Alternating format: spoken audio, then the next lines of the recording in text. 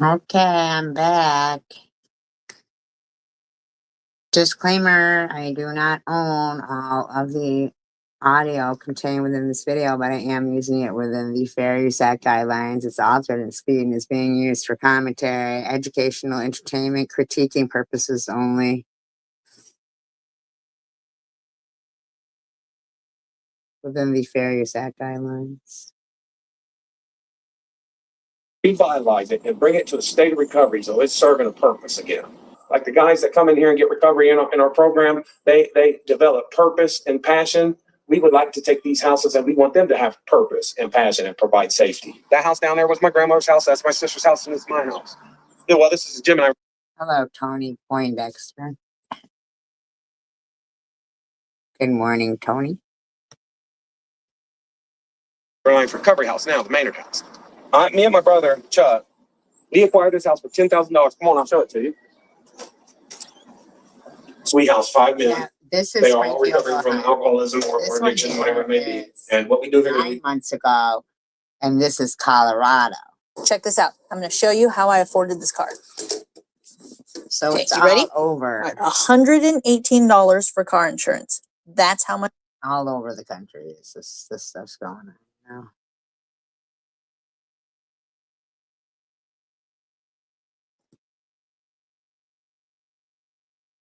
You're getting Narcan? Yeah, I have some in the car. I'm ready. Okay, do you know what they took? It looks like cocaine on the shelf. Okay. But they're all officers here. All of them. Ma'am. Oh, Ma'am. the cops are here. Okay, I'm gonna let you go, okay? Okay.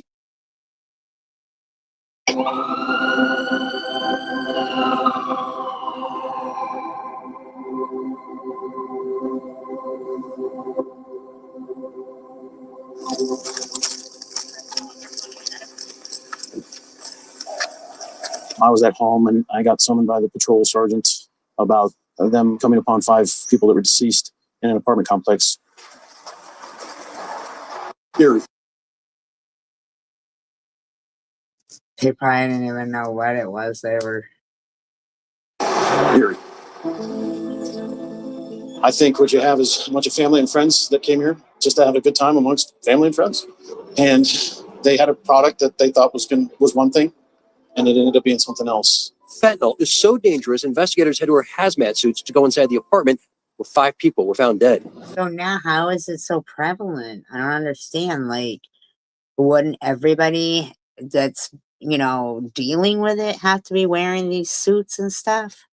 The initial shock value of 5 people down in one apartment, the user's mind is wondering how. And then hearing kind of the description of the scene that no blood, no guns were at least initially observed. I've never seen anything like that. The serenity of the scene shocked me a little bit. The positions of the deceased, they died where they stood and felt. I mean, I can't understand. How are people even able to even touch it to traffic it? It just doesn't make sense to me. To the ground, exactly where they stood.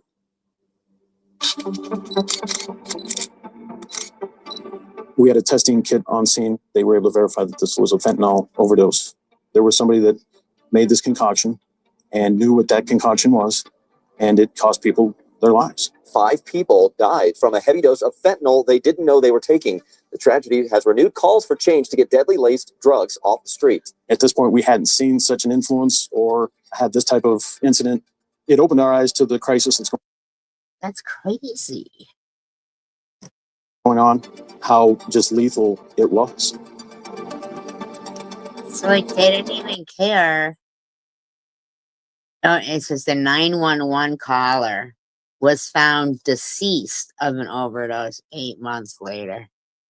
Ain't that some shit? Damn.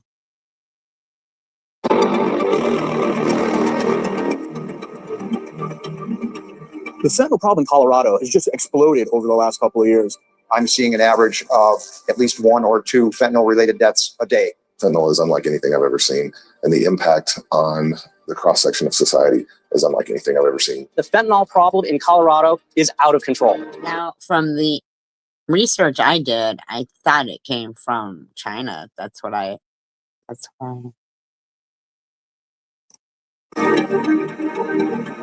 This shit is flooding into the country as a complete weapon of mass destruction.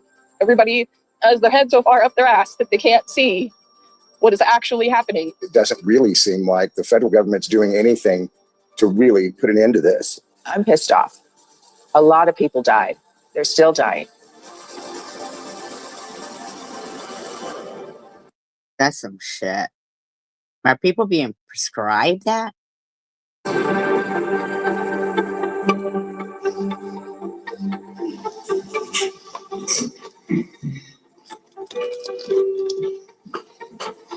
DEA's Rocky Mountain Division covers 4 states. We cover the states of Utah, Colorado, Wyoming, and Montana. And I'm the acting special agent in charge for DEA's Rocky Mountain Field Division. Can you Fentanyl's imagine they're covering 4 states?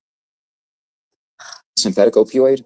I often say that there's 2 buckets of fentanyl. There's That's the what I'm fentanyl. saying. See, I really think when, like, the Taliban, believe it or not, from the research I did, put a stop to the whole opioid, from the poppies and everything. And because from what I researched, the US was legally purchasing it, which is like, what? And then because they couldn't anymore, that's when they turned to the synthetic stuff. That is made in the pharmaceutical industry. The other bucket of fentanyl, though, that we're dealing with nowadays, and specifically at DEA, is a fentanyl that's being made by the Mexican cartels.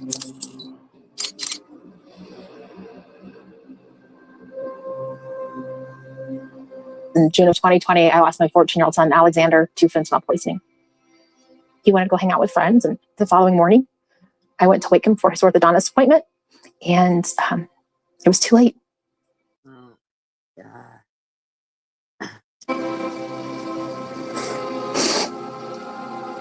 And that's the day we learned about fentanyl. I have never heard of fentanyl before until Ashley died. The day of her service, I see a picture of these 2 little blue pills. I'd never seen them before. To me, they look like 2 pills that were... You would have thought this stuff would be, I don't know, taught in the schools or something. prescribed medications. I didn't know.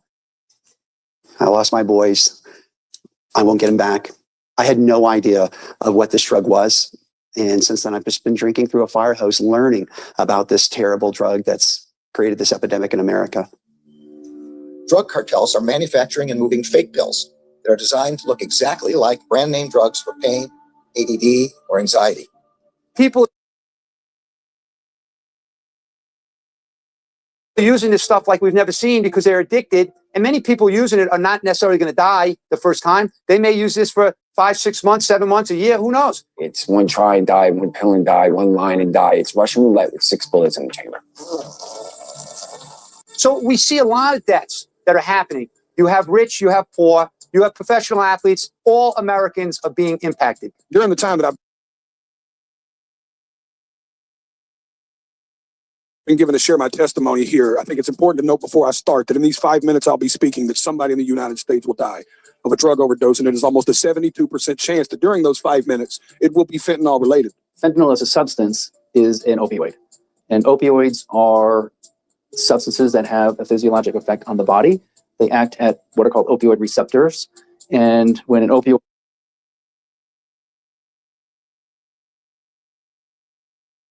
That's why, like, the endocannabinoid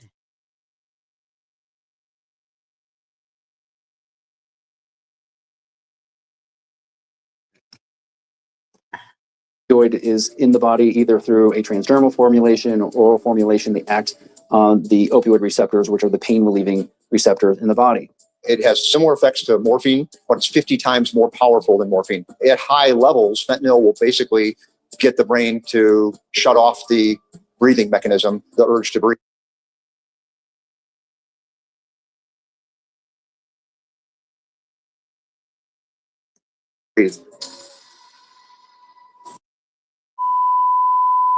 Hi, I'm David. now there's a new And I one? help ordinary people go out.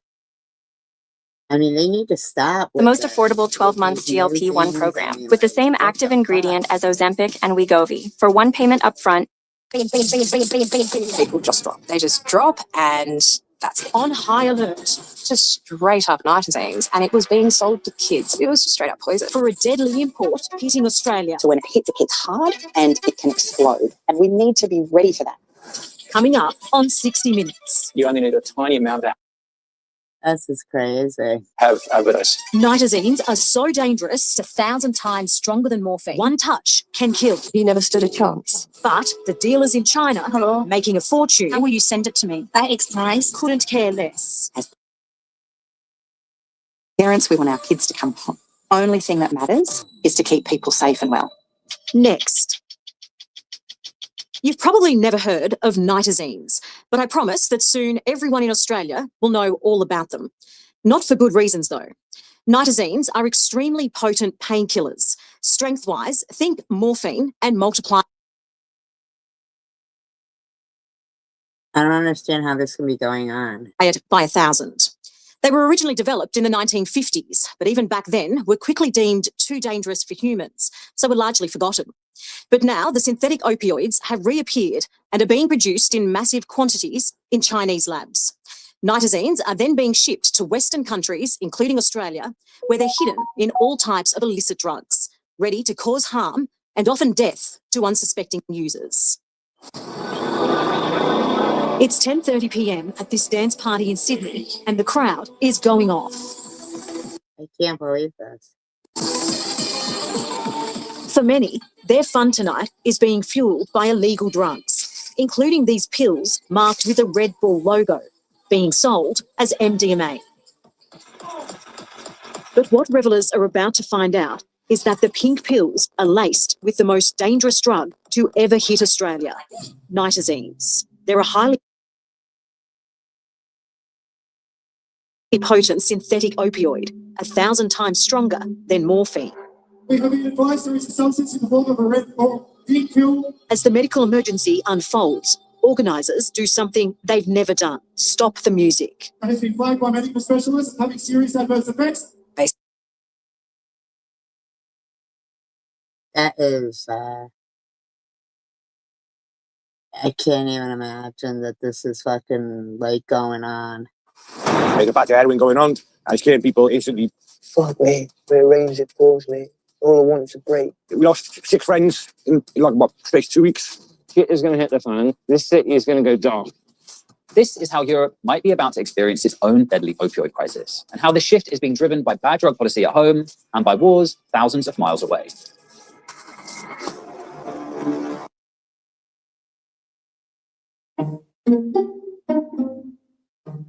It got stuck in the branch that it was growing on, and then it also...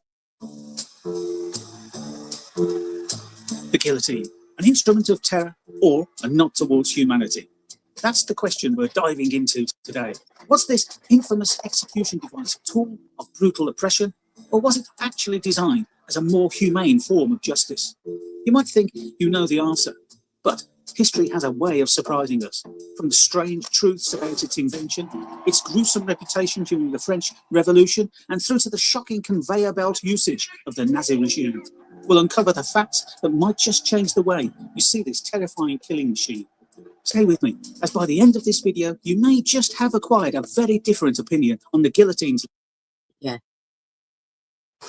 There's a batch of heroin going on. I scared people instantly. Fuck me. We arranged.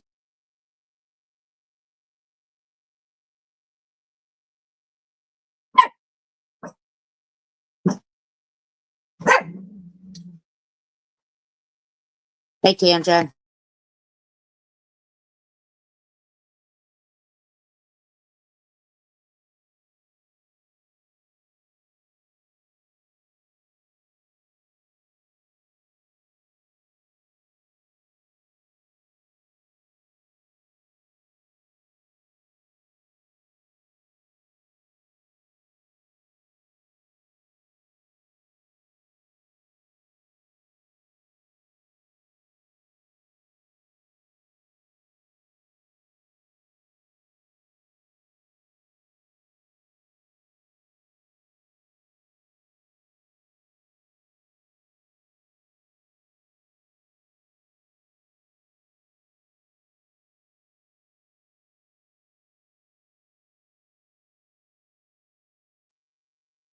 Morning, Angel Baby. I know I start going down rabbit holes with stuff, and then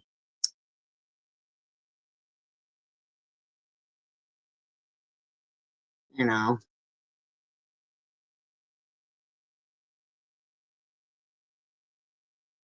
I'm just shocked that they've allowed this, to get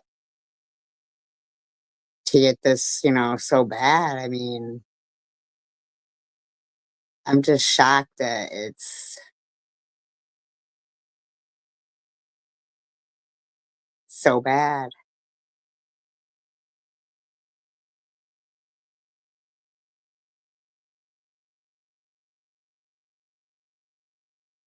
I just can't believe that they're not putting a handle on,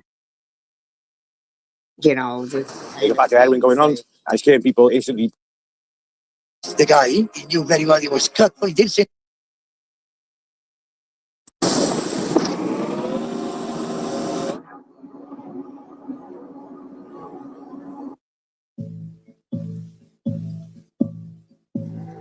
No, he hasn't actually.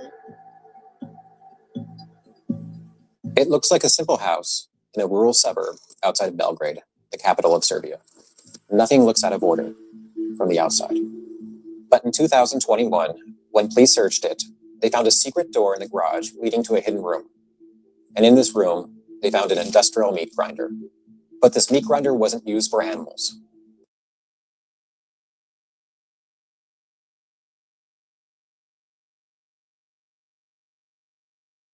It was used by a criminal group to grind up human beings. They tortured their victims, often decapitated them, extracted the organs, cut them into small pieces, and then put the flesh through the grinder. They bagged the remains and carried them to the nearby Danube River, where they dumped them Holy crap. in the water. How do we know this? Because the criminal group took pictures of the process, and then they sent these pictures to their friends to brag. And sometimes they also sent the pictures to their enemies to taunt and warn them. They documented this process all on highly specialized encrypted phones that they thought were secure. Oh my God. They never thought the phone's encryption could be cracked, but it was. And no one thought this whole brutal mess would connect to Serbian law enforcement and officials. But again, it did. I'm Matt Sarnecki, a journalist and filmmaker at the Organized Crime and Corruption Reporting Project. I'm going to The hell's going on in Serbia? walk you through this whole bizarre story and introduce you to the journalist who connected this group's rise to top Serbian officials.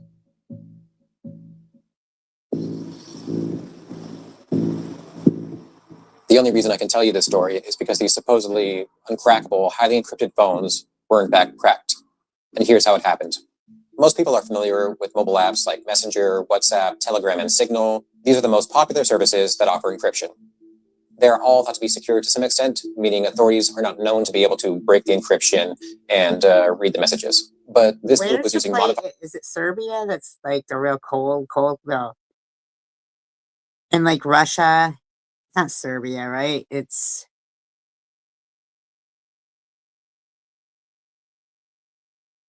phones and software made by a company in Canada called Sky Global.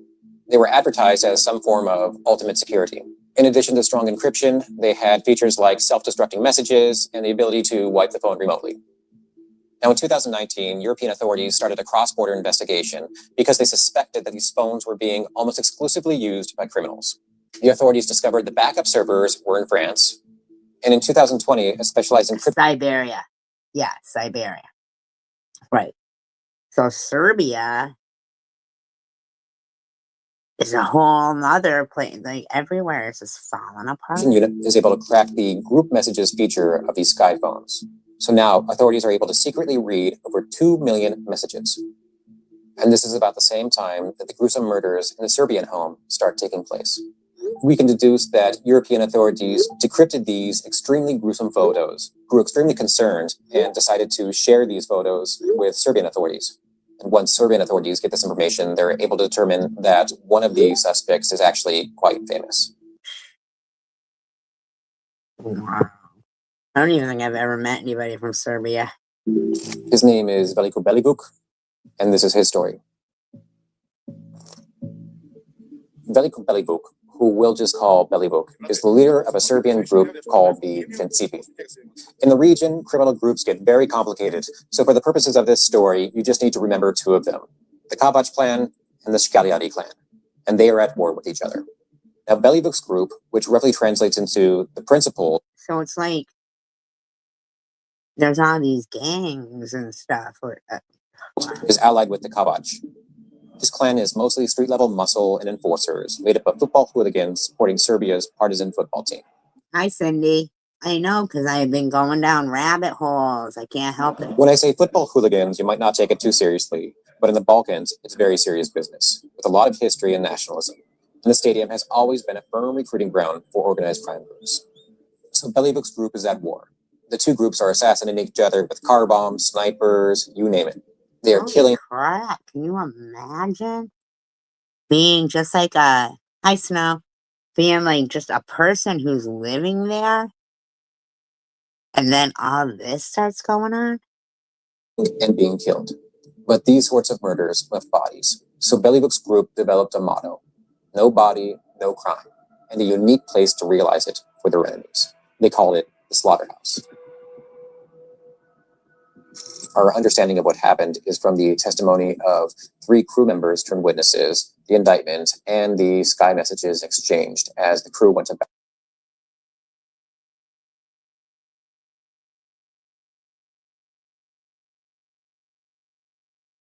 planning these murders.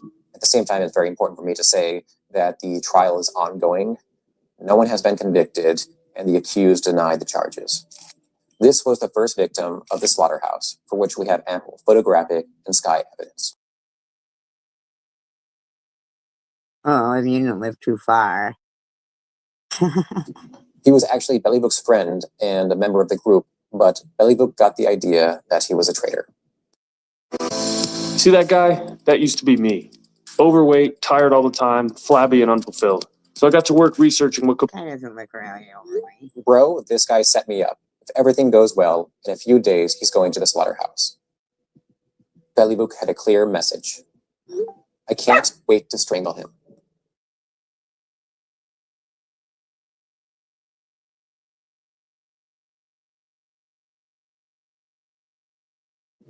From the day of the murder, we have CCTV stills from the home prior to the victim's arrival.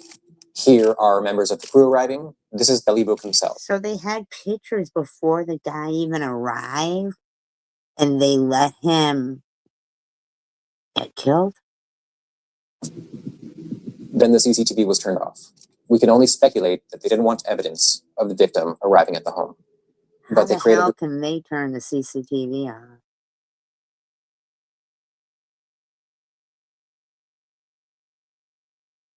Their own photographic evidence. We've struggled to determine how to share these photos. It goes without saying they are brutal and sadistic, but at the same time, they create a real-time picture of how this technology functioned and also how this group operated. So we are showing illustrations that are based on the actual photographs. This is the victim. They carved treason into his back.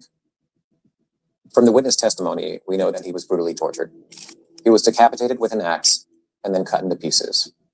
He was fed into the meat grinder. They put his flesh into bags and then dumped it in the Danube River. People weren't finding these bags of flesh?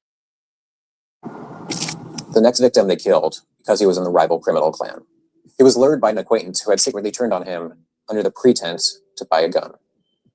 The friend drove him to a meadow near the slaughterhouse, but Belivuk's gang was waiting. They jumped him and tied him up, and then took him in a van to the slaughterhouse. And then they started sharing photos with their crew on the Sky app. This is Belivuk in the black t-shirt. The man smiling eventually became one of the cooperating witnesses. Damn, They cut so off they just like basically gave the guys yeah, we can do that, Angel Baby. And then we can go to the Cape. No, not take. So who else are you gonna take? off the victim's head with an axe. They wrote Korach Pussy on his back in his own blood. Korach was the name of the rival gang's boss. And then sent the murdered man's boss his picture. Let's send him a postcard. Belivuk gloats. Look, Mexico in the middle of Belgrade. Haha. The last one I'll mention was actually the best man to one of the members of Bellybook's group. It took work to lure and persuade these victims. They have to I can't even believe that fucking these people get away with all this kind of shit. So crazy. Williams' girlfriend implicated him. Before long, Williams was sentenced to life. Introducing the new Eco Power Plus 2-stage snowblower, a heavy-duty workhorse with unmatched power from the number one. Right, exactly. No, Cindy. Why don't you come this way and we'll all go to the Cape? We should fucking book it now, though. With bigger hopes and aspirations. For like in July or August. Than your typical gang. They call themselves the Unforgiven, a reference to their outsider status from mainstream society, and they wear it with pride. This group has done more than most all-white gangs to earn. It was a night 3 weeks before Christmas in 2010 when Joseph Brandon Creel switched his phone It does not. on silent so he could enjoy a romantic evening with his girlfriend. Creel was an oil worker and former college football player, but he was also the shot caller for a prison gang, but living in the free world. So moments of peace and quiet like this were rare. His Shot caller for a prison gang, but he's not even incarcerated. dinner date went as planned, but when Creel walked into his girlfriend's living Dinner room date, he's got McDonald's. and happened to glance at his phone, he noticed that there were about 40 missed calls.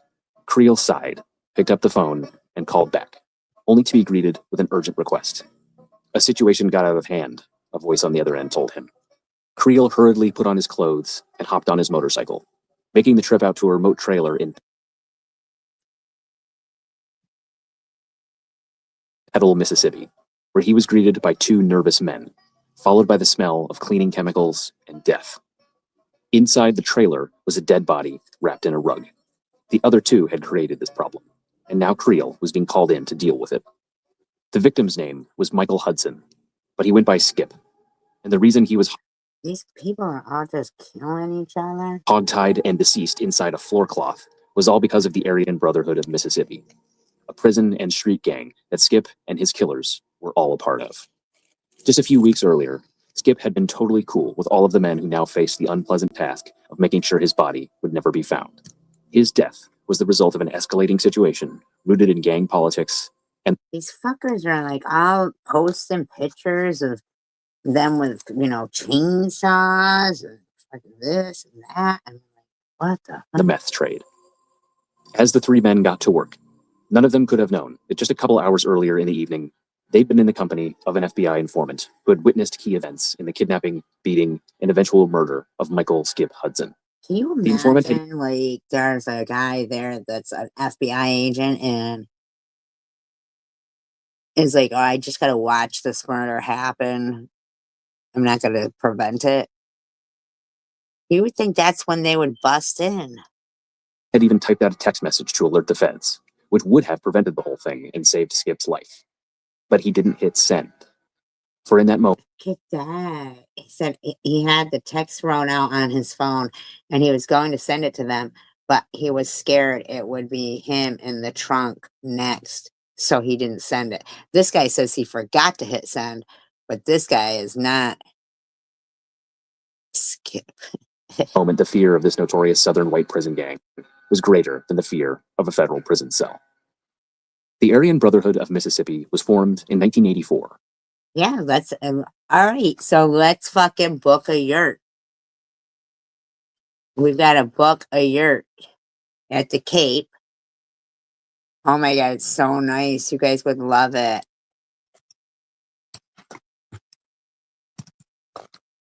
Architecture where? You're talking about the Cape? Roughly 2 decades after the foundation of the original Aryan Brotherhood in California.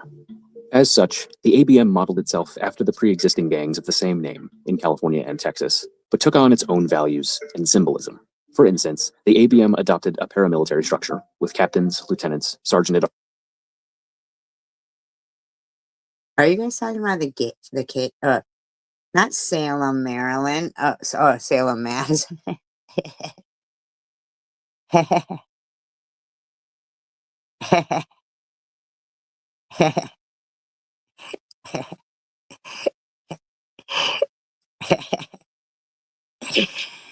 Fucking cheaters are cheating. arms, soldiers, and prospects, as well as a governing body known as the Wheel, which consisted of 3 generals known as spokes. The spokes were generally incarcerated, but not always, as Joseph Brandon Creel was serving as an out-of-custody spoke in December 2010, when the Okay, if you can find a yurt either at Nickerson State Park, if you can find one at Nickerson, you can book it and I'll split it with you. I mean, seriously, because like you don't want to stay overnight in Salem. Like it's a day trip, but like that can be on the way. But if you can't find one in Nickerson, then try Sean Crow. But Nickerson has the glacier, the kettle ponds, which are like beautiful lakes. That's in Brewster.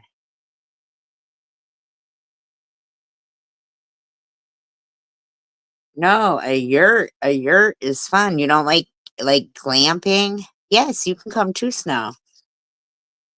It's look up yurt camping at the Cape, and I mean it's so affordable, and the fact of it being so affordable is so relaxing. Plus, it gives you passes to the ocean and everything, and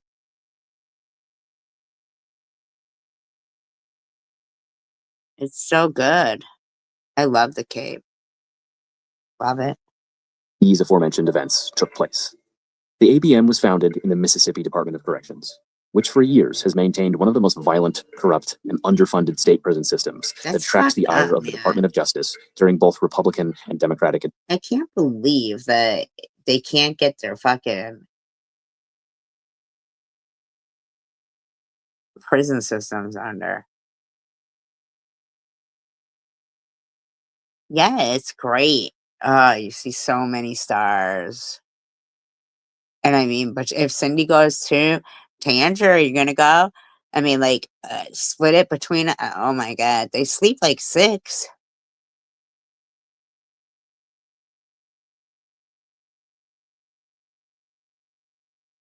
What do you mean you'll go to Salem by yourself? Why would you go to Salem by yourself?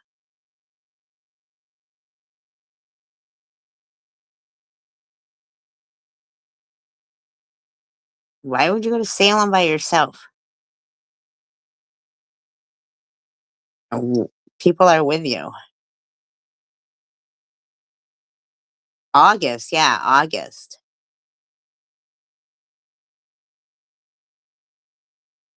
But it's not in Maryland, it's in Mass.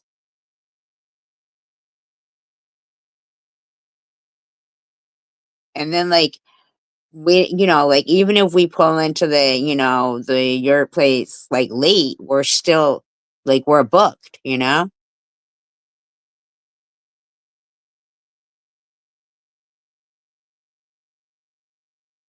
Yeah, but the Jersey Shore is the opposite direction. Salem is on the way to the Cape. I mean, you could do that on your way, but the Jersey Shore it's a hike. If you're going to Salem, it's a hike back. You'll be retracing your steps. No, we go to Salem and stay there all day and night, and then just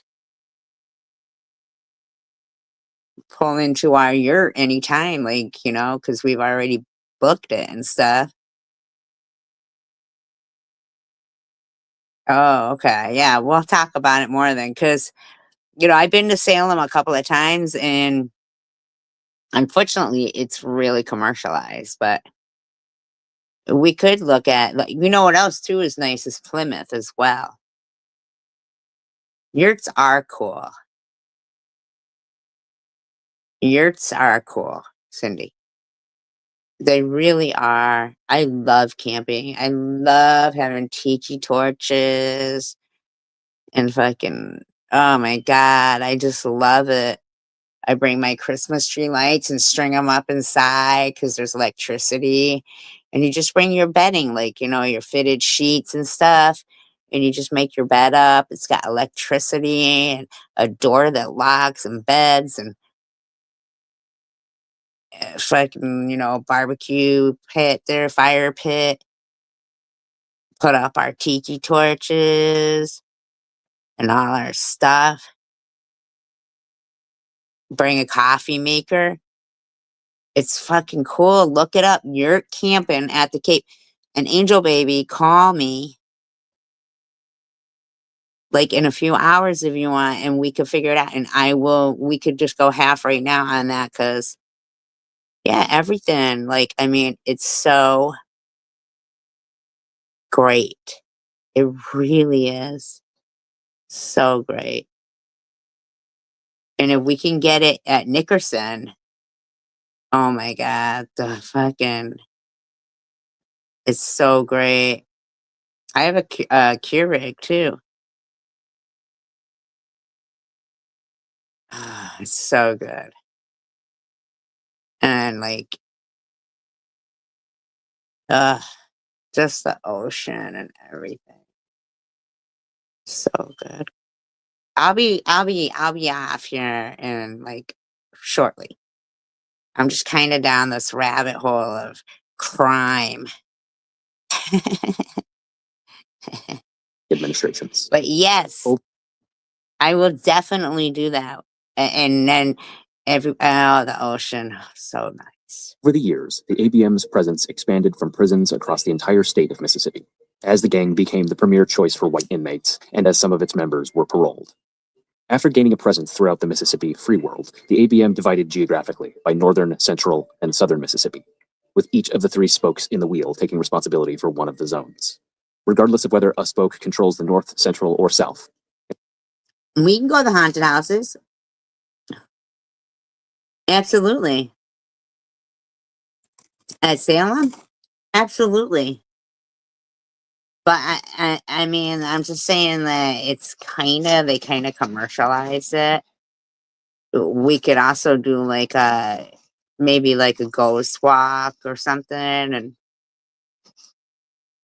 yeah, I like all that stuff. We go to Provincetown and do a ghost tour.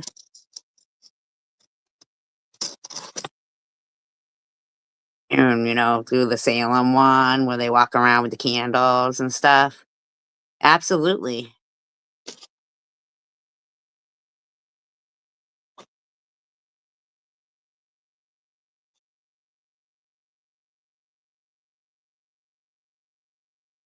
You know, we could definitely do like ghost stuff at like the cemeteries and stuff there and everything. Find like old cemeteries. Absolutely, because I'm always too scared. I don't want to do the shit by myself, you know?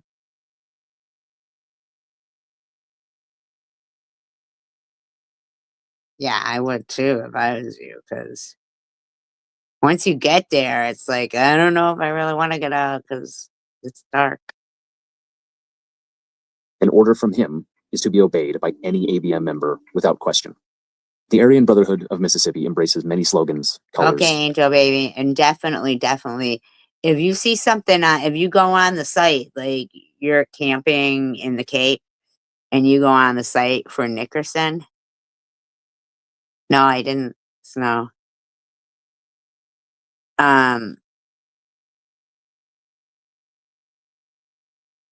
It's like seriously, like and today, actually, right now would be.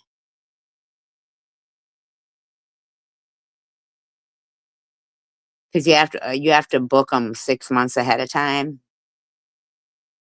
So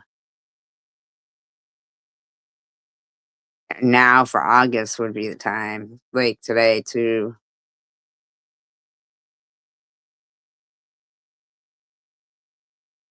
And symbols. They display the number 13, signifying the letter M for Mississippi. I mean, I could look it up They're right now. If you guys want me to. But yeah, especially the ones in Nickerson. The ones in Sham Kroll, you could probably get all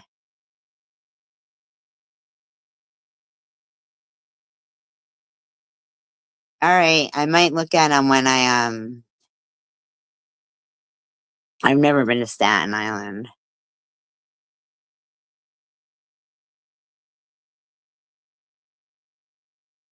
When you look at the yurts, though, you'll really want to stay there for a little bit, because if all four of us went and they're $40 a night, that's $10 a night. And that includes your admission to the ocean and everything.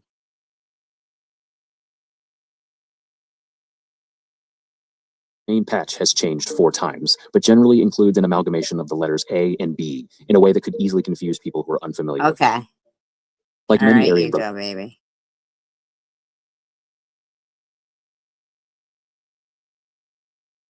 Brotherhood gangs, this symbol is known as a brand when tattooed. Within the ABM is something of an elite squad, known as the Thunder Warriors, who signify their status by receiving a brand of lightning bolts, typically on a Thunder Warrior's neck. ABM members become Thunder Warriors I by really committing don't think multiple in acts of prison that they should make it where people have to be in a gang or they're not safe. I think that they should be providing, what are these correctional officers there for if they're not even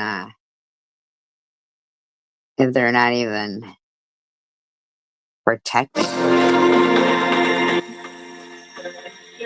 Exactly. Yeah. The craziest drugs that you have never heard of. At this point in YouTube history, I think everybody has watched at least one video about crazy or obscure drugs. And while these videos are interesting, usually if you've seen one, you've seen them all. And typically the entries Yeah, are... so definitely if you want, like, call me in a little while, because it's crucial to, like, book ahead of time for especially the one in Nickerson. And that one's got those great lakes to swim in. They're great. rather surface level. Fortunately, this video is different. We're going to cover drugs that are so random and so unknown by the general public that even super niche internet communities don't know about them. Oh yeah, and this list gets crazier as it goes on. Let's begin. Salvinorin B methoxymethyl ether. If you thought of salvia when you heard salvinorin in the jumbled mess of scientific smart people speak, then you would be correct. But this isn't just regular salvia. This video is about drugs you've never heard of, and this stuff is way crazier than... How far would you have to go to come here, Snow? Regular salvia. In fact, I think a good name for this would be super salvia. But in case you're unfamiliar with regular salvia, let me recap quickly. You see, with regular salvia, from every trip report that I've seen, using salvia is almost a guaranteed miserable time. And even at that, the bar is so low for salvia that even a good experience is pretty much just not being as traumatized as the majority of people that take it. But Salvinorin B isn't regular salvia. This drug is salvia's crackhead cousin. Honestly, for all intents and purposes, I've never even heard of salvia.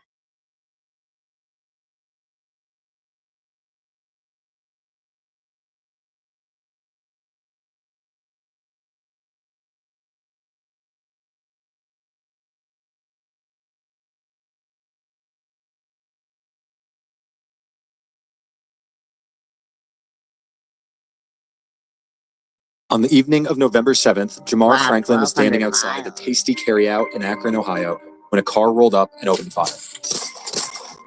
What do you want to make a kill, man? It's retaliated. After he was hit, It didn't sound good. It's not by that little blurb I was listening to. the car circled back and opened fire again.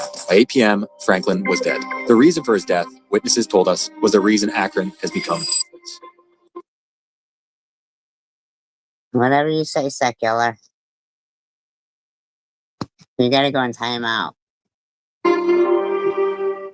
100 years ago, Akron was known as the tire capital of the world. Goodyear, Firestone, and BF Goodrich, the largest tire companies in the world, were all based in and made tires in Akron, Ohio. If Detroit made the cars and Pittsburgh the steel, Akron made the tires. My grandfather worked for Firestone for 40 years. My uncle worked for Goodyear as a chemist for 30. Yeah, where'd they all go? Where do they make tires now? 6 years. My dad worked at Bridgestone Firestone for 42 years. How big was the tire business to the community? It was huge. A lot of these houses were roommate houses. Wow. In the 1970s, though, this started to change. Akron's companies began moving their plants to southern states with weaker unions like South Carolina and Tennessee and abroad, or they lost market share to foreign companies like Japan's Yokohama and South Korea's Kumho. Like back in the 90s, Oh my God, I can't get over it. it was easy to find a job. Now, it's done. So Still a lot of tire jobs here. It's known as the tire capital of the country. there ain't no tire jobs here unless you got like a college education or something like that. But Not like the manufacturing jobs. no, hell no. So how did this lead to Jamar's death? As the tire factory shut, parts of the city became abandoned. Apparently, in that abandoned. So it's not like a mindset of poverty. It's that all these companies moved out. And in church where some people are living, they set fires to stay warm. That one of the guys is a big time slapper. So they told us not to go in there. He said, if you get too close with them, Mike will slap you. You know, it's a whole bunch of bums that live in there. By the 1990s, thousands of people were leaving Akron each year, leaving parts of it abandoned and ripe for poverty, crime, and drugs. What's it like here? I hate it. You hate it? Why do you hate it? Akron. What was it like when those places started closing down? It was beautiful here. I mean, people cared about their yards, people cared about their flowers. Well, where are they making tires now? I don't think they do. People cared about their houses. All that's gone anymore. That died with that generation. But it was one drug in particular that would make the city infamous and allegedly lead to Jamar Franklin's death. Now, if you're enjoying this video, please subscribe for the rest of our unbiased Rust Belt series. Also, we recommend checking out our app, the Roku News app. It's like Duolingo for news and updates once a day with all the day's top stories. There's no bias or spin, abandoned buildings throughout the city. In the early 2000s, the number of meth labs ballooned. By 2014, the DEA counted 395 meth labs and 900 meth-related sites in the county containing Akron. Yeah, but rent nowadays is not affordable, Snow. Akron thus went from being the tire capital of the world to the meth capital of Ohio, and it hasn't yet recovered. Check this out. I'm going to show you how I afforded this car. Okay, you ready? All right, $118 for car insurance. Drugs is everywhere. What kind of drugs? Meth, crack, heroin, you name it. So you've been in Akron for 50 years. 50 years. We moved to West Miller Avenue in 1975. The Johnson and change over years and years. I think poverty creates crime. Poverty creates crime. Crack to now it's meth, and it's crazy out here. We heard it's the meth capital of Ohio. Yeah, Still is? Yes. It's bad. All these kids out here, man, they're all fentanyl and on ice, they're on all kinds of crazy shit. It's terrible. I smoke me some weed, and that's it. I'm cool. Yeah. Happy to yeah. You think in most of these houses in those neighborhoods, people are on fentanyl? Yep. Look, I keep their bags. I don't know what the goblin is. Because people steal the bags. They steal like crazy around here. You lock your door at night? Yeah. Oh, yeah. I know. People be coming in You here. think rich people start stealing and then people get poor? That doesn't even make sense. Close my door. It's been all up. It's crazy. They grab here, they drop over here, they grab up here, they pull out. Actually, it's true because they make people become poor. Like Thieves, man. Thieves. How long you lived here in the RV? 4 months. How is it, buddy? It's good. Take a look. Yeah. You turn on my light. Thank you. This is cozy in here. You got electricity or how's it work? No, I got hand electricity. You got that. Unplug me. I got crack. Yeah. People have it cool. Yeah. When someone's on meth, what do they like? They do all kinds of weird shit, like buzz around. yeah, that's true. That is true, but they don't do it like in such obvious reasons, like, you know, even though it is criminal behavior. I don't know how to explain it. It's just weird. It is weird. Some of them, the chemical took over the brain because the brain went developed. And there's so many chemicals in that meth that just takes over the brain and they get stuck where they're at. They done when they're 14 years old, they got a 14-year-old brain. You know what I'm saying? Today, Akron has 190,000 people, 100,000 fewer than it did in 1960. Swaths of the city are blighted by drug dens and violence. I imagine this must be a difficult neighborhood to see you're covering Akron. I mean, so they want to go in and arrest people and shit, and then why not arrest where you like really know the crime? Like if they're gonna make videos about, you know, Aryan gangs and people doing this and shit. I mean, like. Oh my gosh, it is crazy around here. In this area, like a lot of people get shot around here. You hear gunshots almost every day.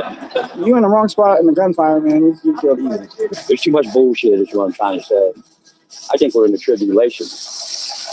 Lord's coming back. That's it. In situations where my neighbors have gotten into it and gunshots have hit my house right in front of me, and I'm like, whoa, like this is.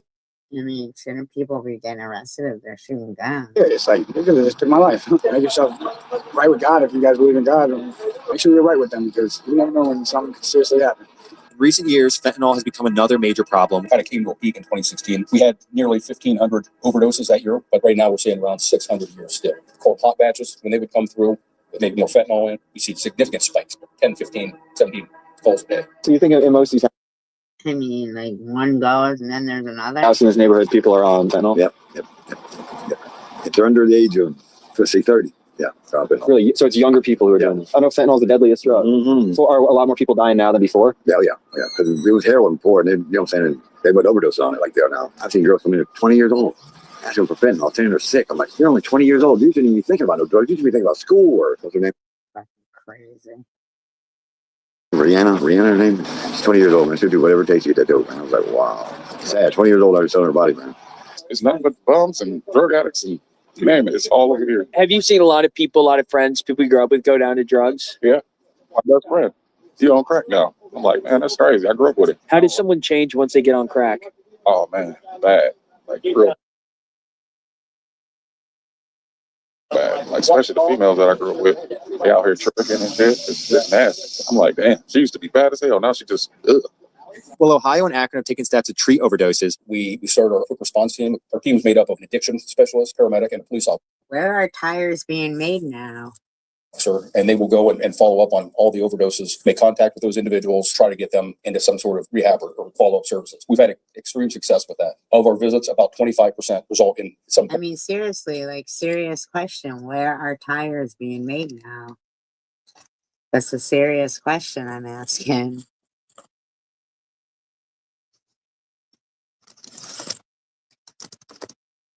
I'm just curious.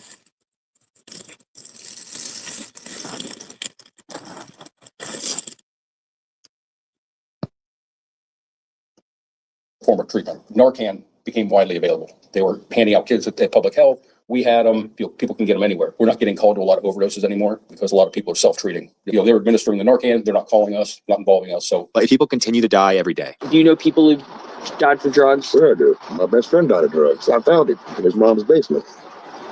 I'm sorry to hear that. It's been a little while. I'm kind of over it, but still missing, you know. Last year we had 158, I think. Meanwhile, the drugs ruin and cost lives, allegedly Jamar's. All right, I'll look it up myself. Because, I mean, serious, that seems to be like when, it started?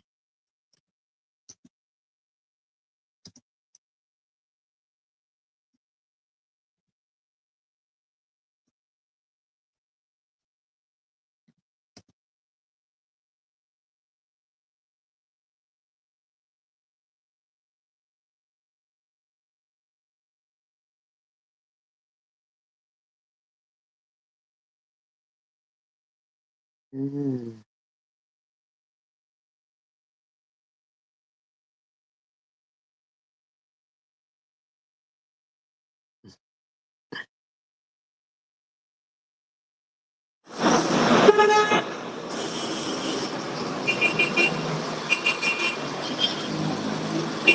Historically, wheels were made of metal or wood, but transport was revolutionized with the invention of the pneumatic tires in the early part of the 20th century.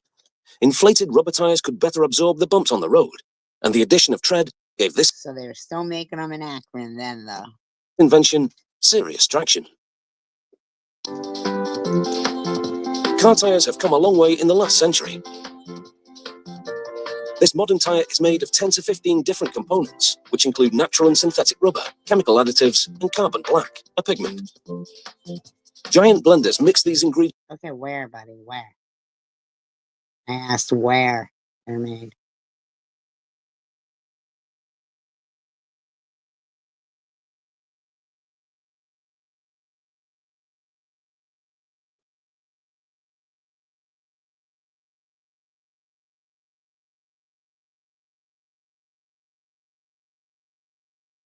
This is Nick Fuentes. If you don't know him, he's the one that famously said, "Your body, my choice," became a big meme on the twit and went completely out of control. He's a full-blown self-avowed Hitler-loving Nazi. And I'll show you some clips from him in a minute. But first, listen to what he's had to say about Donald Trump's first week in office, or first 2 weeks, or however long in office. Fascinatingly, he's opposed to what Trump is doing right now. Did not see that coming. I do want to express some concerns here. Seeing Trump move in such an aggressive way, it is a little bit frightening. You think so, Tell me about it. Because it is destabilizing. And when you see the so, motherfucker, you think so? might of American empire directed like this, you realize that this has a lot of gravity to it. There is a weight to it. Is this something he didn't realize before? America is this juggernaut and it can crush everything in its path. You know why he didn't realize this before, apparently? Because it's never been used against him intentionally or otherwise. You know, there is a system in place in the United States that has existed, our way of doing things has existed in its current form since it was founded in Yeah, since before we were born. 1787. That system is it large. Perfect? No. But do we need to be exploited like this and tormented? And slow moving. So fixing it is an uphill battle. Changing it for the better is an uphill battle. When the system was invented or created or whatever in the United States, we had slaves here. And black and white people weren't allowed to get married or anything. There were so many limits, full-blown segregation. It was maybe the ugliest place in the world at that moment in history. I don't know. It was bad. And it took Yeah, I don't think they were booing them because of the hockey match, though. took 100 years after slavery ended to legally end segregation and Jim Crow laws and things like that, to put in place the Civil Rights Act, I believe is what it was, of 1965. Took 100 years before we could send black people to schools with white people. That system is still moving forward. And we're still trying to change it to make it better because there's still a lot of like institutional problems with it. It's not even about anybody in the system being racist. Nobody in the system needs to be racist. But when you get things like people with black sounding names are hired for jobs less often, there doesn't need to be a racist actor in there anywhere. It's just like the system is.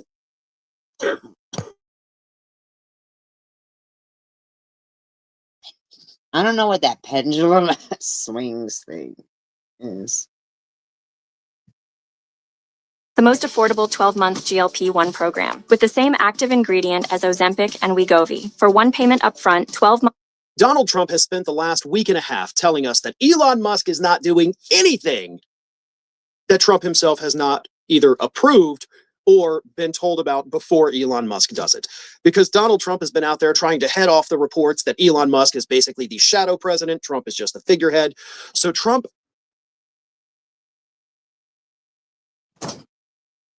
Holy shit. Did you guys hear that? And his press secretary, Caroline Leavitt, have told us repeatedly for a week and a half that Donald Trump is calling the shots and Elon Musk is not doing anything that we are not aware of. Or at least that's the narrative that they've been trying to push. You see, it turns out on Thursday of this last week, the Prime Minister of India, Narendra Modi, of course, comes to the White House for a visit, talks to Donald Trump about things, but... I feel like a bad propaganda. That's some shit right there, man. Then, after Trump and Modi had their little meeting, Elon Musk was able to hold a private meeting with Modi himself, something that apparently Donald Trump was not aware of. Elon Musk, based on Trump's own admission... I don't know why you are like with the whataboutisms. Like, we're talking about the here and now right now.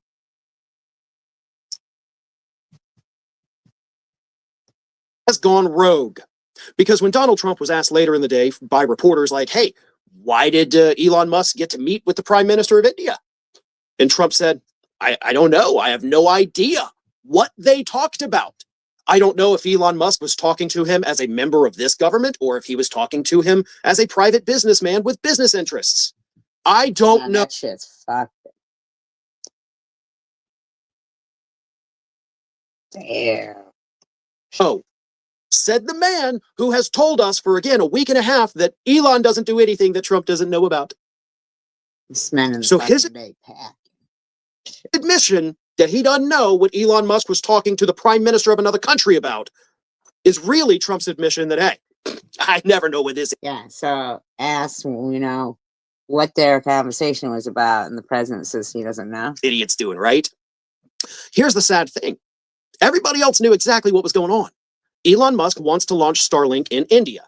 he's getting pushback from an Indian billionaire who also owns a technology company that wants the contract. So Elon Musk pulls the prime minister into a private room, has this conversation about Starlink coming to India, and all of the outlets, including outlets in India, were reporting on that. Like, it wasn't a mystery. Literally everybody else knew what the conversation was about, except for the president of the United States, who tells us that Elon doesn't do anything without Trump knowing about it. And then in this instance, Trump's the only one who didn't know. Media outlets were reporting on it before Trump was asked by the media. So yes, Elon Musk has gone rogue. And yes, Elon Musk is using his position within the Trump administration to secure contracts for his business. Yes, he is. And thanks to the fact that Donald Trump suspended enforcement of the Foreign Corrupt Practices Act this past week, Elon could have bribed him. Suspended the Foreign Corrupt Practices Act. Come on, man. Are you fucking joking?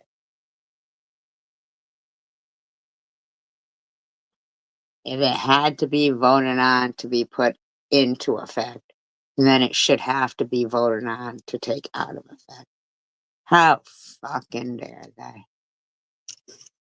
It'd be totally legal. Again, we don't have a Foreign Corrupt Practices Act right now to prosecute American citizens or American businesses if they bribe foreign officials, which is what that act does. So Elon could have said, listen, I'll give you $1 billion and it would be perfectly legal. I'll give you ownership in the company operating in India, only India, if you give me this contract. He could have done a number of things. He could have said, listen, I'm in charge of government contracts here. If you've got some companies that want to fucking transparency there. That's bullshit. take on some things, if you've got whatever, I'll make it happen. We don't know what happened because this government official who was not elected and not confirmed by the Senate is negotiating with a foreign leader. So it is what it is. Everybody else knew at least what the conversation was about, except for Donald Trump, because Elon Musk has played Donald Trump like a fiddle. Yeah, he has. Yeah, he fucking has. And Trump is still too stupid to know that that happened. Thanks for watching today, everybody. And don't forget, if you're not already, please do subscribe to this channel. We have fresh content going up every single day, and I would really hate for you to miss out on that. And speaking of missing out, if you're not following me across... Tear up your car insurance bill and try this instead. I used to let them raise my car insurance every year until I found this huge... Secretary Rubio, my dear friend Marco.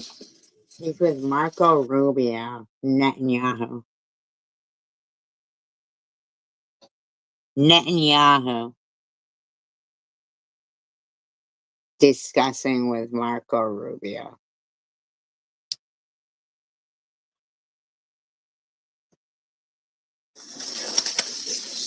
It's great to welcome you in Jerusalem with your delegation. It's great to welcome you in Jerusalem as Secretary of State of the United States. I have to say that this visit comes in the wake of a historic visit to Washington. I've said, and I'm going to repeat it again, because it's so true. President Trump is the greatest friend that Israel has ever had in the White House. Oh my God.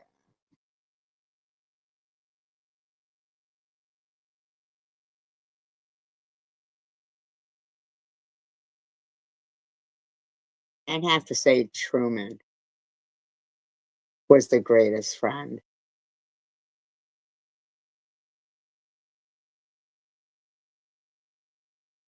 He declared you an independent state. Truman did. Truman did. Truman did. Where is Golda Meir when you need her? Holy fuck. Unreal. So gross. And the visit in Washington reflected that in every way. And your visit here reflects it in every way. Throughout your political career, you've been a great supporter of Israel and a great champion of the U.S.-Israel alliance. I have no doubt that your unwavering support will continue during your tenure as Secretary of State. And I also have no doubt that He you'll be a don't have voice no of clarity and tenure. No. There's those other employees that get theirs, and he don't get his.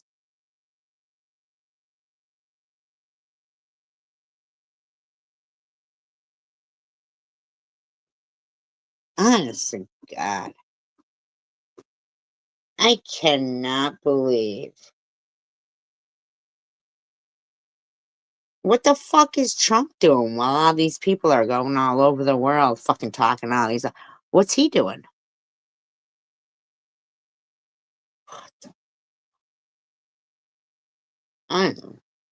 Unreal.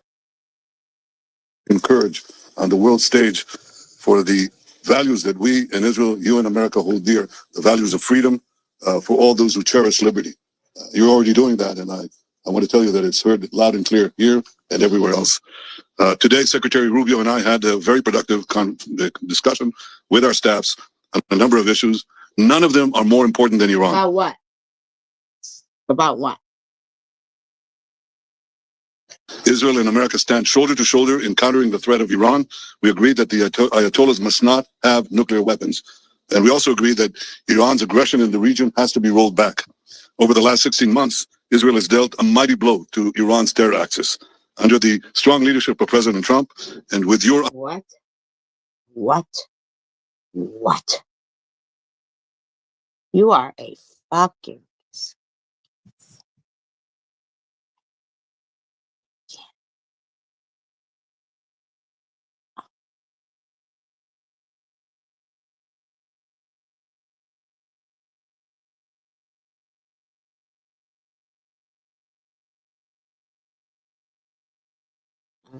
Have you heard of this brand new product that instantly cleans toilets without any scrubbing? Take any dirty toilet, pour in one scoop.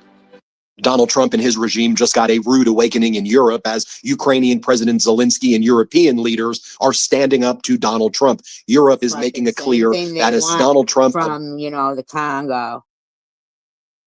Minerals. We want your minerals. They want fucking Ukraine's minerals. Who the fuck does that motherfucker think he is? Who the fuck does he think he is? abandons Ukraine and abandons Europe, that Europe is going to pull together. Also, President Zelensky was not afraid to appropriately push back and show strength against Donald Trump's intimidation efforts. Now, you will recall that earlier in the week, Donald Trump gave multiple statements from the Oval Office and made a post as well, indicating that he essentially was going to totally capitulate to Vladimir Putin, stating that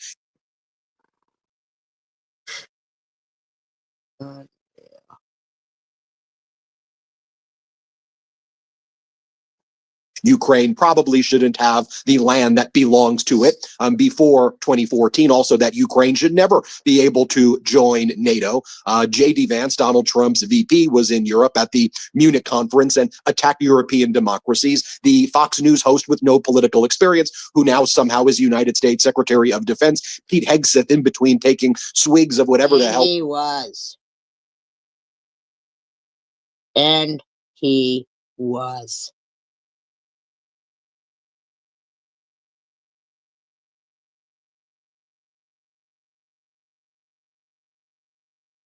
he was drinking, he made a number of comments showing utter weakness and also making statements that were like, oh, values don't shoot bullets, values don't get shot. The whole thing was very strange. So coming out of the Munich conference, there was all of this messaging that senior Trump officials were heading to Saudi Arabia to start what they were referring to as peace talks with Russian and Ukrainian negotiators. Well, that was news to Ukrainian negotiators and President Zelensky, who said, we never heard about this at all. It appears that Trump was going to Saudi Arabia, or Trump's delegation was going to Saudi Arabia on their own to negotiate directly with Putin and to cut out Ukraine and to cut out Europe. Just so you see, for fierce, powerful, popular, everything that Donald Trump isn't. That's Mexico's President Claudia Sheinbaum. Yeah, remember the other night we were watching about what's going on in Mexico? And that female president there? Yep. Let me share with you the strong message that she delivered, that she will be going after American companies or anybody who's aiding and abetting the problems that are being caused in Mexico. She's Yep, and that's exactly what I said. Who are those U.S. companies that are fucking planting their factories there? standing up to Donald Trump's defamatory statements about Mexico in quintessential Claudia Scheinbaum fashion. Play this clip. Mexico has an international lawsuit against gun manufacturers and distributors in the United States. Yeah. I If was they were to shocked decree, the other night to learn that what is it, M13 or whatever gang originated in the US. Like, what?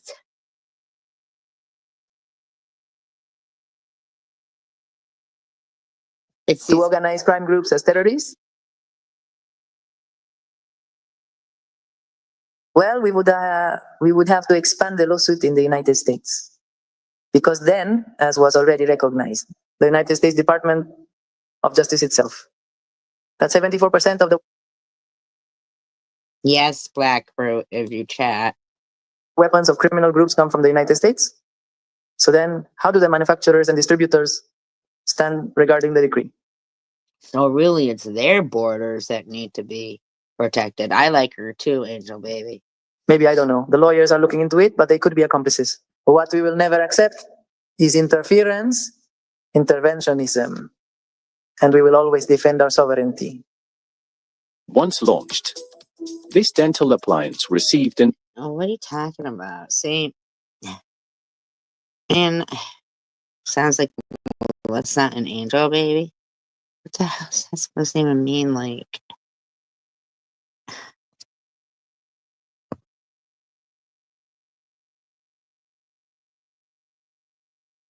an explosive response and quickly became popular. no, she's not. Let's take a look.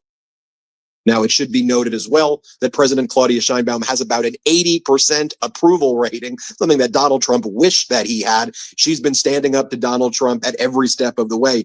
Here she is earlier in the week as well. That last clip I showed you was end of the week. This was a little bit earlier in the week, where she talks about Donald Trump's ridiculous premises of renaming the Gulf of Mexico, Gulf of America. And she goes, hey, Google, you want to do that? Guess what? We're a sovereign nation as well. We'll come after you, Google. She basically Good. I hope she does. says, here, watch this. Not even President Trump is proposing that the entire Gulf of Mexico be called the Gulf of America, but only its continental shelf. First, let me thank the Encyclopedia Britannica, because indeed it is the Gulf of Mexico. Now, with whom we do have a dispute at the moment is with Google, where in the United States it will show Gulf of America, and in other places Gulf of Mexico, and in other places both Gulf of Mexico and Gulf of America. But they are not correct. Google is wrong. The decree Yeah, you can't just go change it, Max. was given again, and they were informed of the international norms again. If they keep insisting, we are also considering even a lawsuit, because they are even naming over the Mexican territory, which is our continental shelf. What we are telling Google is to review the decree issued by the White House. It does not refer to the entire Gulf, but to the continental shelf.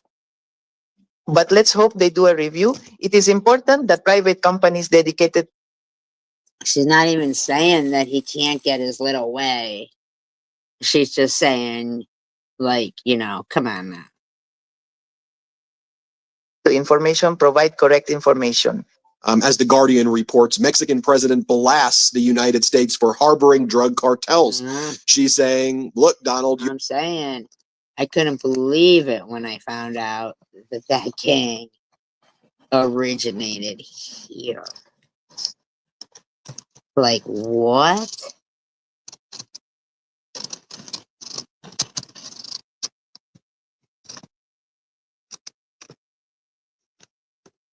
you're coming after us, we're coming after you. The lifeblood of cartels, which you want to label terrorist organizations, are your weapons that are getting into the United States. And also, it is your people who are consuming the fentanyl. It is Americans who are bringing the fentanyl abroad. So if you want to come after us, then you're basically coming after yourself. So you come after Mexico, well, then we'll go after the gun manufacturers. Here's what she goes. She goes, quote, right. Do they even have gun manufacturers in Mexico? I don't think so. There is organized crime in the United States, and there are American people who come to Mexico with these illegal activities. She goes on to say, otherwise, who would distribute fentanyl in the cities of the United States? She goes, it's the Americans who are fueling this, so don't blame it on us, she says. Her comments follow a report published on Monday, which showed that arrests of U.S. citizens for offenses related to organized crime had increased by more than 450% during the tenure of her predecessor, Obrador.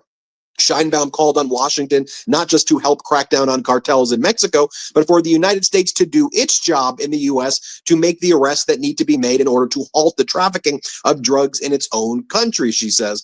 And what I like about this is she's going on the offense here, and she's not just allowing Donald Trump to control the narrative. She also says, okay,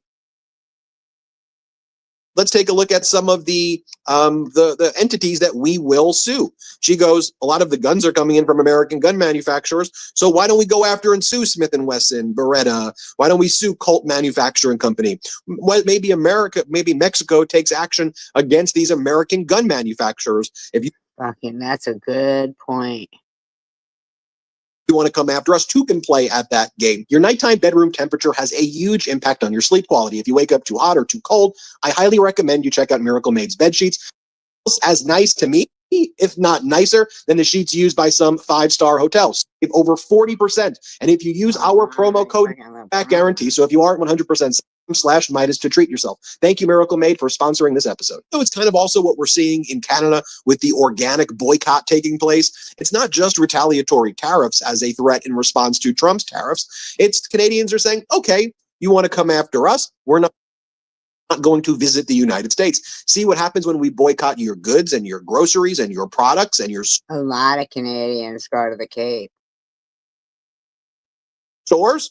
See what happens when we don't travel to the United States and we contribute $22 billion to the United States in tourism alone. They do. We'll crash that, and then we'll help crash your economy if you're going to keep saying we should be the 51st state. People are fighting back. Countries are fighting back in different ways. And here we see Claudia Scheinbaum saying, okay, you're labeling Mexico with all of these horrific labels. Did she marry a Jewish guy or something? Because that's such an odd name for Scheinbaum. You're such a, this guy is such a fucking idiot. Secular, you're such a fucking idiot. You really are. So, okay, well, guess where those guns come from? Guess where the fentanyl problem really is? Now, we've showed you some of these clips before of Claudia Scheinbaum standing up for the sovereignty of other nearby countries like Panama. Here she is talking about stop saying that you want to conquer Panama belongs to the Panamanians. Here, watch this. Ahora, ayer también se refirió al tema de Panamá y ahí sí nuestra solidaridad. Regarding that, we extend our solidarity with the president of Panama. Con el presidente de Panamá, que salió muy He came out very quickly to say that the Panama Canal belongs to the Panamanians. rápidamente a decir, el canal de Panamá es de los panameños, y en efecto, el canal de Panamá es de los And indeed, the Panama Canal belongs to the Panamanians. panameños. Entonces, ahí sí nuestra solidaridad, So our nuestra apoyo. solidarity, our support to the president of Panama and to the people of Panama. Al presidente de Panamá, al pueblo de Panamá. And here's Mexico. Nobody respects what Trump's doing. Nobody does. I know there's some people who will keep trying to, you know, basically convince themselves, but nobody respects what Trump is doing because he's looking, in my opinion, like this guy said, capitulating. You know what that means, right?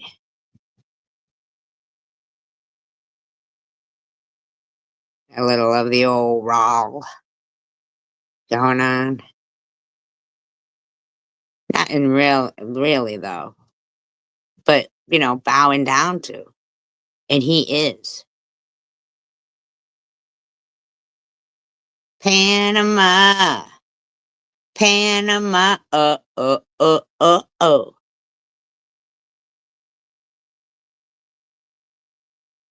Mexico's President Claudia Sheinbaum clapping back at Donald Trump from using a map from, and she uses a map from 1607 to say, if we really want to understand your history, Donald, then you should know that actually the United States belongs to Mexico. Remember when I showed you this clip? At every step of the way, she's been going on the offense. Play this clip. Obviously, Gulf of Mexico is name recognized by the United Nations. It's an organization of the United Nations, but the next question is, why don't we? I really do like this lady. We call it Mexican America. It sounds nice, doesn't it? How to supercharge our morning coffee for weight loss. Just add 1 spoon of black coffee, a sprinkle of cinnamon, and a dash of cocoa powder. Right. Since 1607, the Apatzingan Constitution referred to it as Mexican America. So, let's call it Mexican America. It sounds nice, doesn't it? Americans don't like to get up early, but they have to, so they do it real slow. Mexican Americans go to night school and study Spanish and get a B.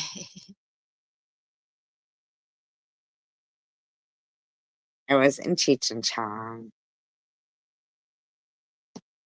And Gulf of Mexico, well, you see, since 1607, and it's also recognized internationally. Well, historically speaking, because as you might know, I know they're going to ask me. I think that yesterday, President Trump, they misinformed President Trump, with all due respect, because I believe they told him that Felipe Calderon and Garcia Luna were still in power in Mexico. And her going on the offense started right after the election. Yeah, because I mean, like, who the fucking Trump thinks he changed history, changes maps? As soon as Donald Trump started using the anti-Mexico rhetoric, and she went, bam, she went right into it. She said, okay, you want to go after us? Guess what? Your auto manufacturers are in Mexico. You want to talk about the big American? Yeah, auto manufacturers are in Mexico.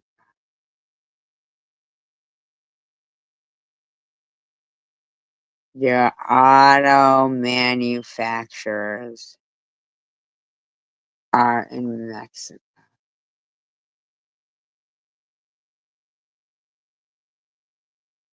So when we wonder about Indiana, and Gary, Indiana, and Detroit, Michigan, and Akron, Ohio, now we know. American auto companies, their factories are right here in Tijuana and elsewhere. So you tariff us, you're tariffing yourself, idiot. Basically what she said. And by the way, you are the one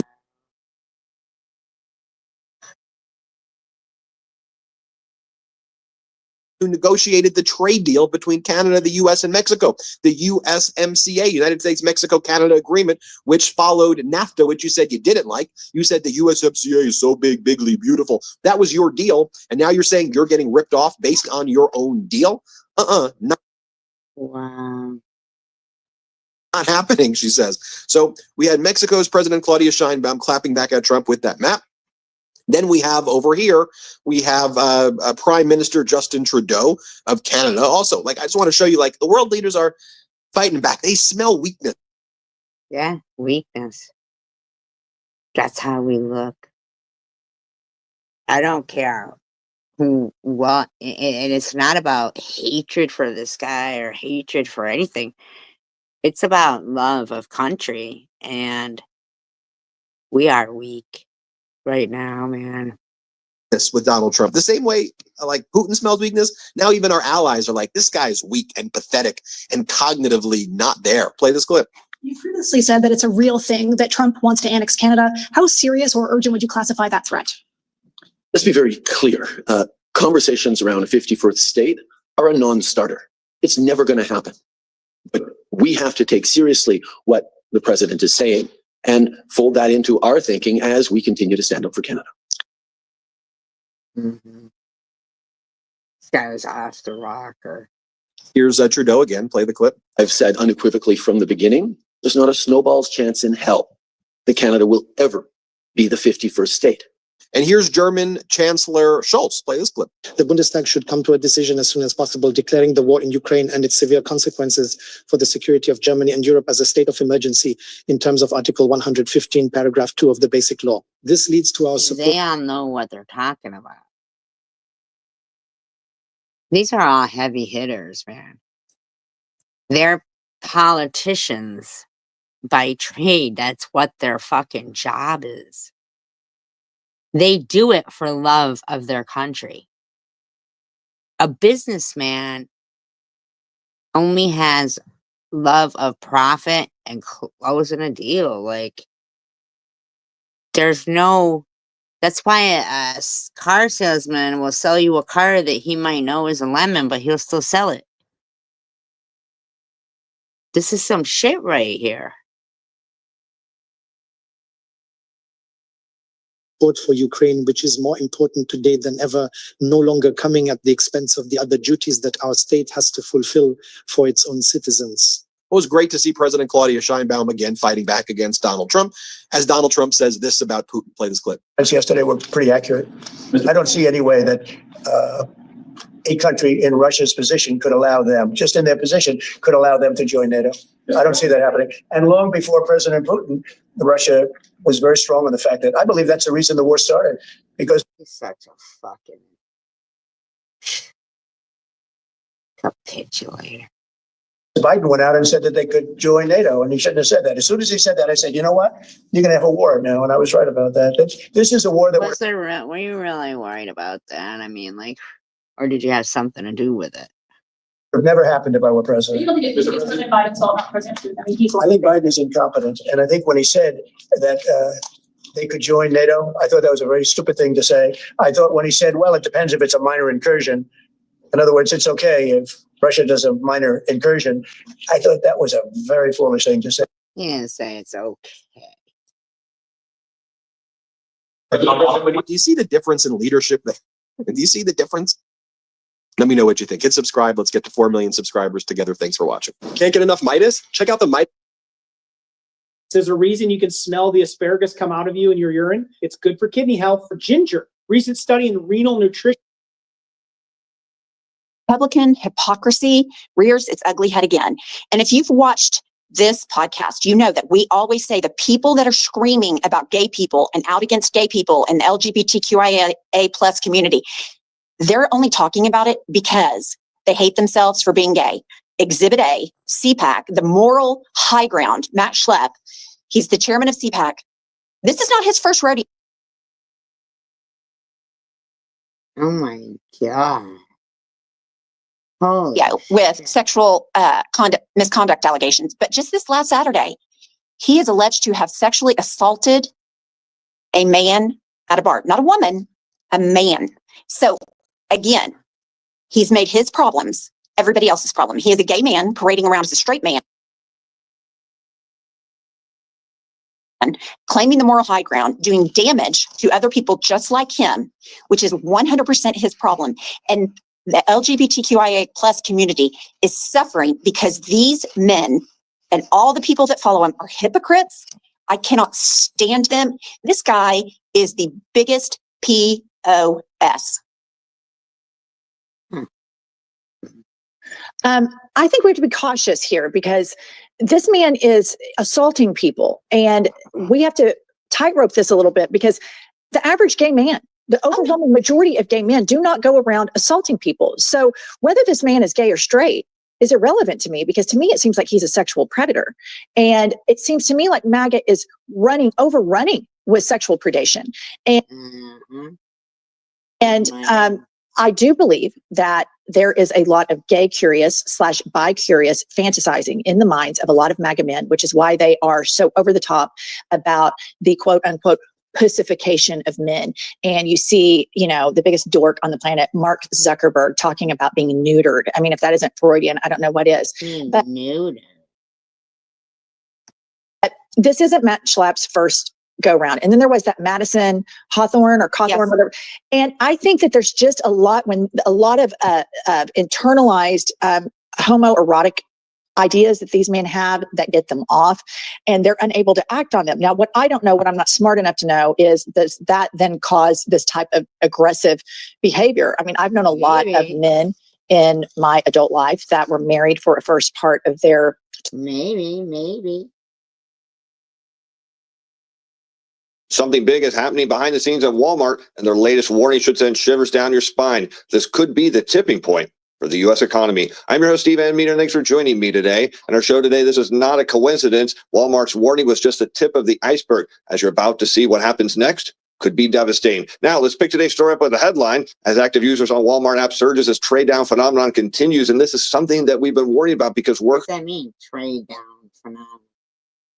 are seeing their pay raises slow down. They're seeing their hours worked get cut. And unfortunately, some of them are even headed to the unemployment line. And for household budgets, this is dangerous because price pressures are not abating as fast as the Federal Reserve claimed that they would. What this means is we're seeing more and more people have to trade down. That means less money spent on the discretionary side of the economy, because as you're about to see, what's happening at Walmart is spreading Well, yeah, right? You can't even afford it. You're trying to struggle to pay rent. rapidly across the country. Goldman cited Sensor Tower data that showed while Walmart's mobile app download growth slowed in December, active user engagement surged the most in years. Now let's think back. What happened in November? President Trump won the election. We saw consumer confidence surge. We saw in the regional Fed surveys that new orders jumped. We said it wasn't going to hold because it didn't change the course of what was happening in the real economy. And then by December, what do we see? All those new orders, they start to come collapsing down. And while Walmart's saying the number of app downloads slowed, the number of people using the app jumped to big numbers, and simply because, again, people are running out of money. And look at this, 11.7% year-over-year growth and increasing sequentially, noting this is the highest level seen since the time period beginning January of 2022. So what, instead of seeing the economy turn around as everyone was hoping, what we're seeing, the economy is getting worse. And this has transformed all walks of life into a Walmart shopper for their everyday needs, especially groceries. This comes as the Federal Reserve holds interest rates high to combat the inflation monster, while wages have not kept up, thus leaving households with depleted personal savings and maxed out credit cards. And again, this is exactly what we said would happen. If inflation did not come down fast enough, and it hasn't, that households would not be able to keep up. They first turned to their credit cards. We know that delinquency rates are rising. They've drawn down their savings rates. And now what's happening, more and more people are Want the effects of Viagra, but faster? Meet Rose Sparks. They contain sildenafil and tadalafil, but Spark. We want to turn now to Vice President J.D. Vance's just ended European visit, where, among other things, Who paid for him and his kids to go? Why did his kids have to go too? We all had to pay for that? he met with a leader of the German far right. Our report is from Of the Elizabeth German far right. Palmer in Munich. Vice President J.D. Vance. In his keynote address at the Munich Security Conference on Friday, Vice President J.D. Vance pulled no punches. The threat that I worry the most about vis-a-vis Europe is not Russia, it's not China, it's not any other external actor. And what I worry about is the threat from within. That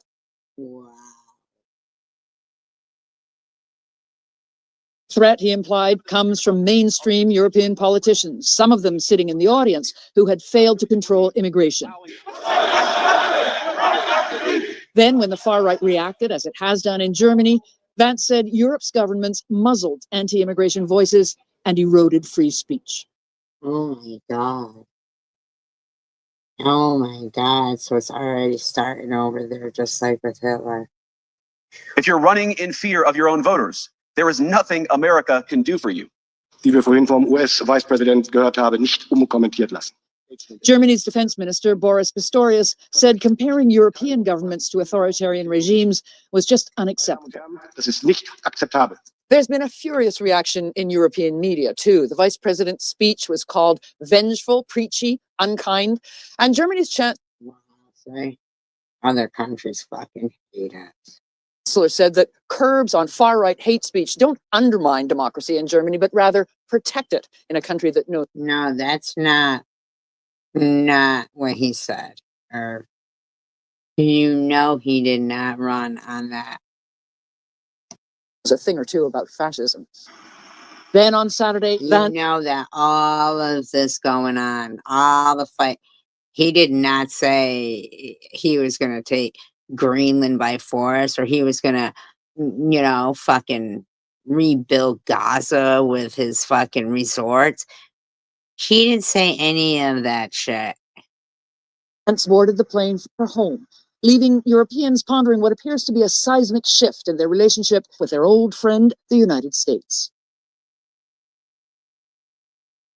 I mean, people can't keep, denying that and making excuses. Officials in the Trump administration, most notably Pete Hegseth, the defense secretary, who has tied himself up in knots, but also figures like John Cole, the deputy Ukraine envoy, it is absolutely entirely unclear whether Trump has already conceded the issues of Ukraine's NATO membership being open and the possibility of What do we want Ukraine's minerals for? the US putting troops on the ground, and indeed if the Europeans were asked to put troops on the ground in Ukraine, whether they'll be subject to any kind of US security guarantees or given any military support by the US. Let's speak to Times correspondent Oliver Moody, who's in Munich. Morning, Oliver. Good morning. Give us a sense, if you can, of is the dust settling? I just remember all of the images yesterday of the leaders, European leaders in that room listening to that speech, and the sense of shock. And I'm just wondering if that has subsided yet. I think the dust is still very much swirling, and there is a very broad spectrum of opinion on how to interpret what Vance said. That ranges from can't fit in those jeans, be careful with beans. All right, let's talk about beans, that musical fruit. The more you eat, the more you do. Beans are loaded with soluble fiber. Like, frankly, your gut buddies. It's a nice home studio setup you've got there, Mark. Thank you very much, James. Thank you. Mark, I think we're going to punch who in the stomach? Vice President J.D. Vance delivered a pretty Who's going to punch him in the stomach? It's a nice home studio setup you've got. No, we look weak. We look weak, right? Hold on, Mark. Thank you very much, James. Thank you. Martha, I think we're going to have to up our game. Do you think? I think so. I miss your tequila bottles in the background, Martha. Have you drunk them all? Yeah. Yeah, exactly. Hello and welcome to day 27 of Trump 100 with me, James Matthews. Me, Martha Kellner. And me, Mark Stone. Coming up, Day how 27. Donald Trump, the mayor of New York City, and pop star Sabrina Carpenter are connected. But first, J.D. Vance, the vice president, is making waves in Europe. The Munich Security Conference kicked off on Friday. It's an annual gathering of heads of state, security officials, high-ranking military, and the like from around the world. It's been around since... Who's a negotiator? That was J.D. Vance that we were just listening to. Since the 1960s, but has gained real prominence in recent years, especially amidst the war in Europe and Ukraine. Yeah, they call it the Davos of defense, dialogue among Western allied nations, a sort of transatlantic family meeting, you might say. And Mark, this year, much focus on the US delegation, yeah? Yeah, honestly, if it is a transatlantic family meeting, it feels like a family in disarray right now. President Trump back in the White House, everything he has said about NATO over so many years in the run-up to this election as well, there was always going to be plenty of angst, I think, on what the Americans would say at this conference. Remember, the US has the world's most powerful military, 1.3 million active service personnel, a budget of $850 billion, and obviously cutting-edge military technology. And so what the US says about defense and what commitments it gives and doesn't give really matters. And then, of course, add to that what happened over the course of the past week, the way in which Donald Trump is attempting to broker peace between Russia and Ukraine and his proposed.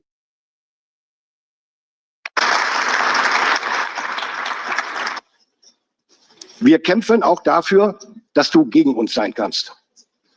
Das ist das Selbstverständnis der Bundeswehr und steht dafür auch für unsere Demokratie. Diese Demokratie wurde vom US-Vizepräsidenten für ganz Europa vorhin in Frage gestellt. Er spricht von Annihilation of Democracy. Und wenn ich ihn richtig verstanden habe, vergleicht er Zustände in People don't understand why these people would just make up these claims. Do you know that before Melania Trump, there were Ivana and Marla Maples? And you would never believe the reason why Donald Trump's marriage to beauty queen Marla Maples ended. As a matter of fact, Trump's marriage to Marla was so controversial and interesting that till date, whenever we remember Marla, we can't help but remember the shocking details. At the time when the separation happened, the rumors we heard were shocking. Finally, after 2 decades, Marla has confirmed what we thought all along. But what really happened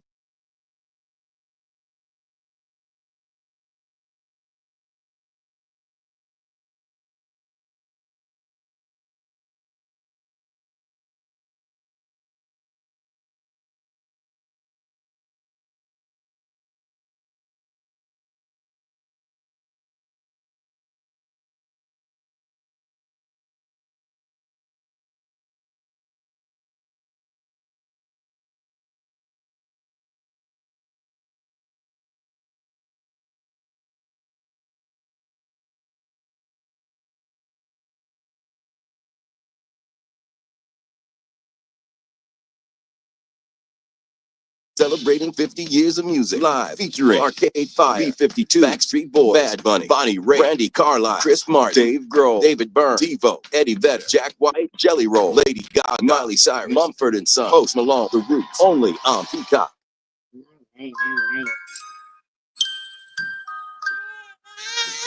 Big ideas don't come easy. Under code names like MK Ultra, the CIA spent 25 years and $25 million on secret mind control research. Welcome to Watch Mojo, and today we're examining Project MK Ultra, a clandestine and controversial program conducted by the Central Intelligence Agency from the early 1950s to the mid-1970s, which remains one of the most infamous chapters in the history of U.S. government experimentation. It was. Hi, Parakeet. Thank you for hitting the thumbs up. I appreciate it. The most secret program ever conducted by the CIA in the United States. Project MK Ultra had its roots in the Cold War era, marked by heightened tensions between the United States and the Soviet Union. Fears of mind control and brainwashing techniques being employed by the Soviets prompted the CIA to initiate its own research into mind-altering substances. Yeah, they're fucking still doing this shit, too.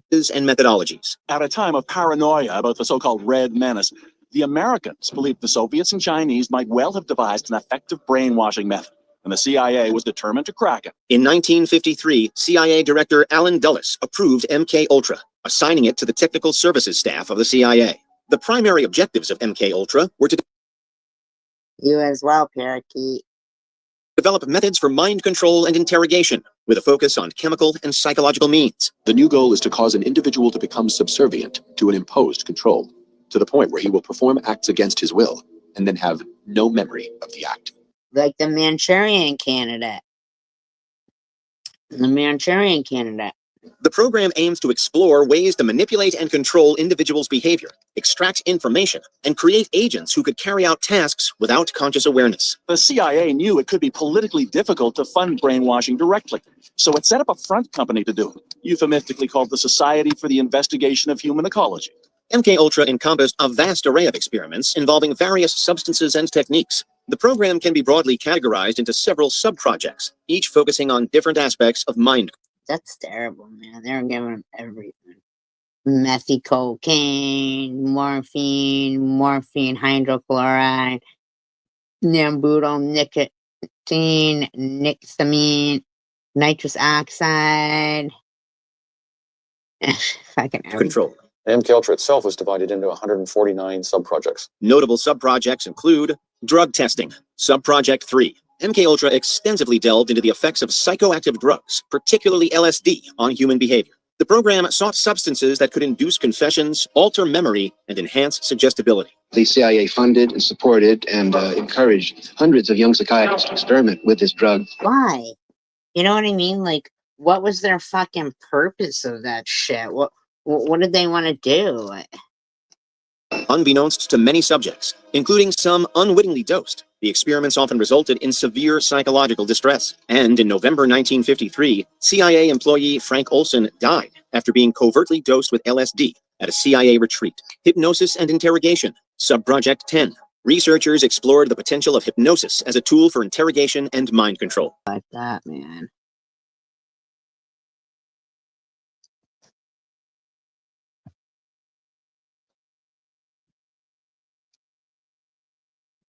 Sought to determine whether individuals could be induced into a deep hypnotic state to reveal sensitive information or carry out specific actions against their will. Behavioral modification, Sub-Projects 62 and 63. MK Ultra aims to develop techniques for modifying behavior through a combination of drugs, hypnosis, and sensory deprivation. The program sought to create a Manchurian Candidate. In NATO, that's a bunch of different countries.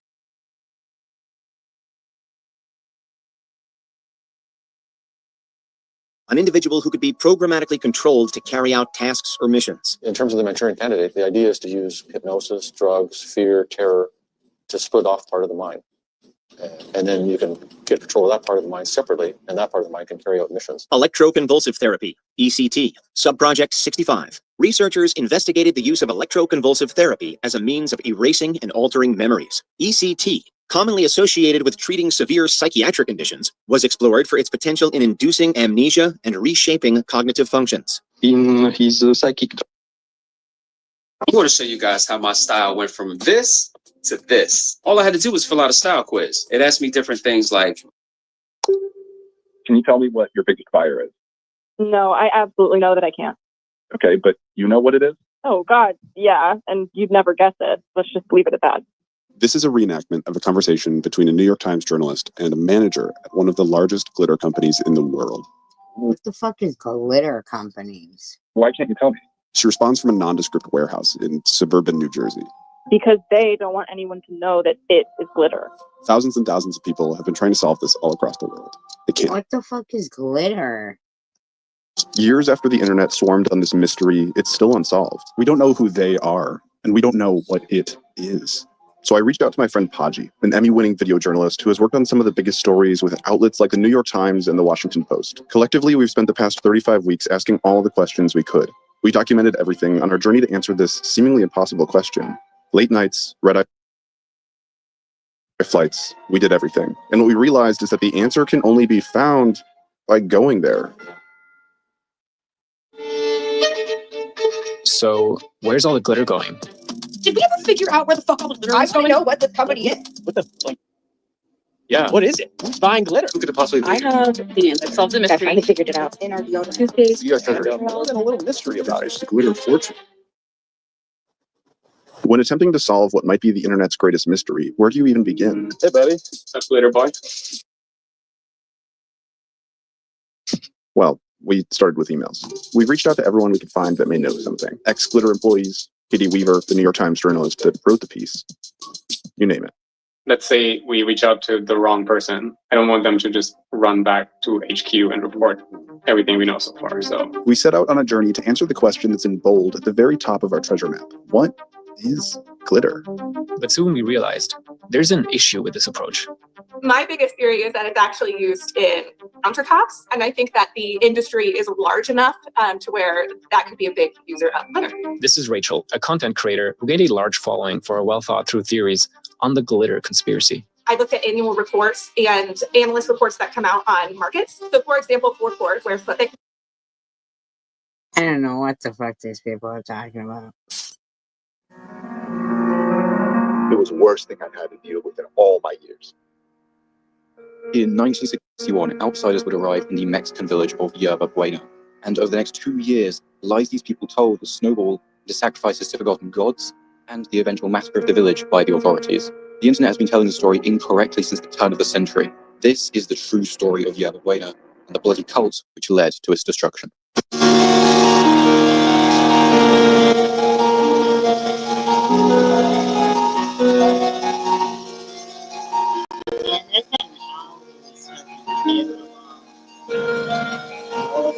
Shit, here we are watching it.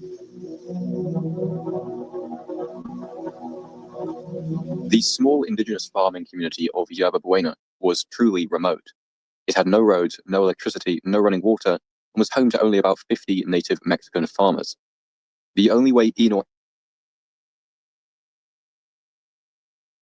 out of Yerba Buena was through a rough beaten cart track, which led to a distant highway. It was upon this track in 1961 that newcomers appeared in Yerba Buena. The two would surely be the first outsiders to set foot in the village unannounced in living memory. Situated at the base of Cerro El Pilon as it was, you couldn't simply stumble across the village. These people had come here with a purpose. Magdalena and Elizar Solis were fraternal twins. Born in 1945, they were only 60.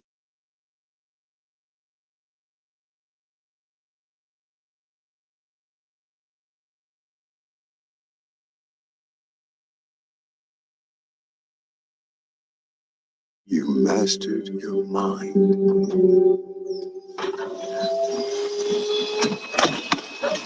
all the while, you were on the train home. Audible. There's more to imagine when you listen. Try Free Tax USA this year to get the same tax refund without paying extra. We all know that big tax service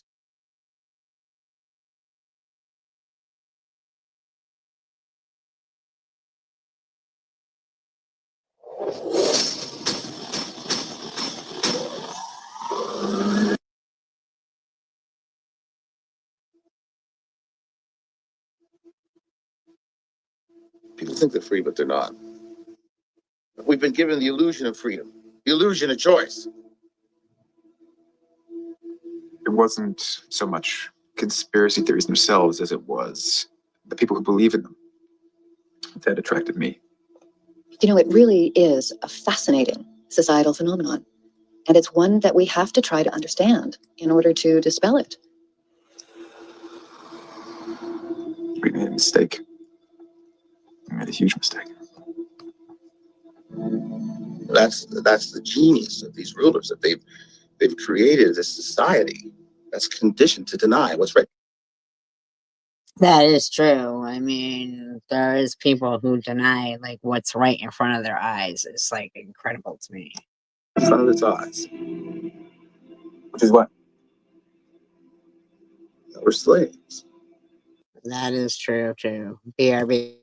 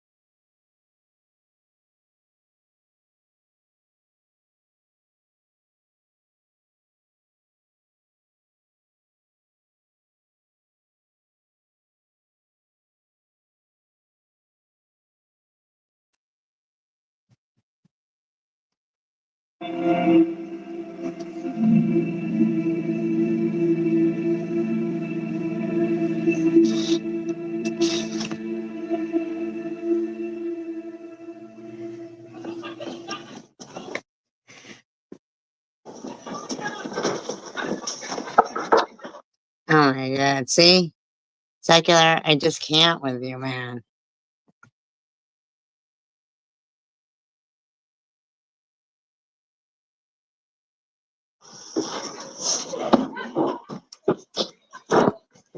Hey, what's up, Terrence? How you doing? Oh, buddy. How are you? Good. Come on in. Come on. I didn't clean up or anything. That's all right, man. I'm gonna skip just a little bit. Just a bit. The martial law. Boom. The answer's simple. I mean, it's easy to do the research that I did to find out the things that I did. It's easy to turn you into me, but you don't want to be me. 09, Bill H.R. 645 authorizes the Department of Homeland Security to set up a network of FEMA camps to intern U.S. citizens in the case of a national emergency. Right? You can justify them separately for all kinds. We know that though, and that's probably what they're doing, you know? The Illuminati. Bohemian Grove. Council on Foreign Relations. Heidelberg and Kylan Group. Military Industrial Complex. Rockefeller. WTO. CIA, NSA, MIT, IMF. World Bank.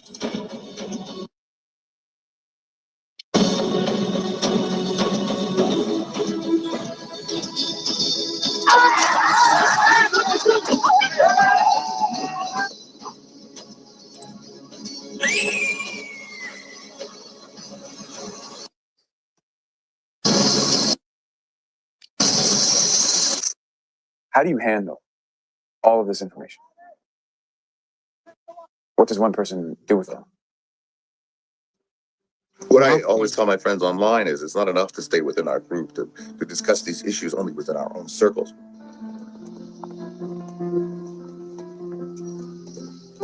We have to go out into the world. Yeah, but he's by himself. That's the thing, you know? Redacted?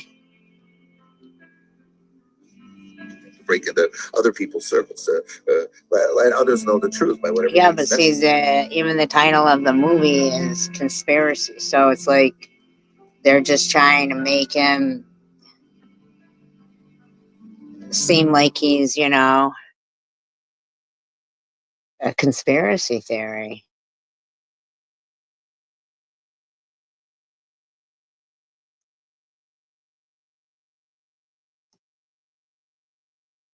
That's what they do to people. Do you feel the They try craziness? to make them think everything is a conspiracy theory. If it's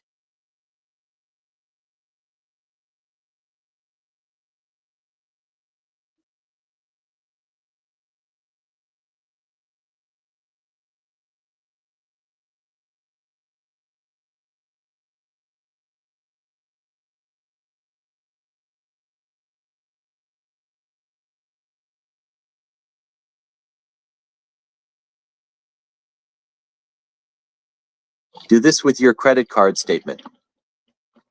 So if you look at the back of your credit card statement, there's actually a section where they tell you how long it'll take you to pay off your balance if you only make minimum. no, I know, and It's usually I something like jumped through a 28 lot years. of things, And you'll pay 'cause so much in. So there's why so are so much. many people, the freedom-loving Americans right now, seemingly like turning a blind eye to the massive surveillance state in the United States of America, which could be rolled out with all of these sort of tech oligarchs? Remember, all of them were like standing behind President Trump during the inauguration, and we're sort of praising Elon Musk on one hand for all of this uncovering at Doge, but are we turning a blind eye? Are we missing something here? Do we have a massive blind spot when it comes to the tech? So, Irv, are you still supporting Trump, or are you feeling like there's a problem going on? Technocratic move and a massive surveillance state which could be rolled out in the United States. Derek Rose, investigative journalist, does a fantastic job. He writes at the American Vagabond. He's here, and of course, he's been covering the story for years, and we wanted to invite him on. He's got a couple of new articles out right now. Derek, welcome back to the show. Right, well, Great to see they've you. always said that they found their paperwork, but then everything else was like turned to ash. There's a real that Michael Moore movie.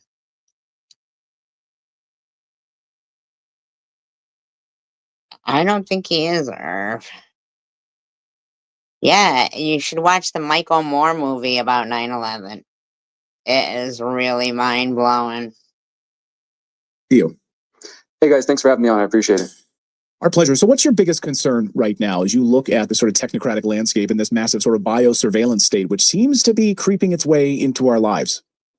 Yeah, so over the last 2.5 months, I've written 3 articles at the Last American Vagabond, each of them kind of picking at this story. The first one you alluded to, Clayton, was focused on Elon Musk's contract. It's a $1.8 billion classified contract with a project called Starshield, which is basically the military industrial complex. He's already at like a 1.8. No, it certainly wasn't. I mean,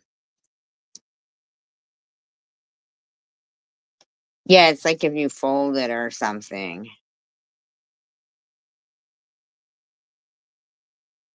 I mean, it's obviously that Elon has conflicts of interest. I mean, that's a fact, in my opinion. That is a fact.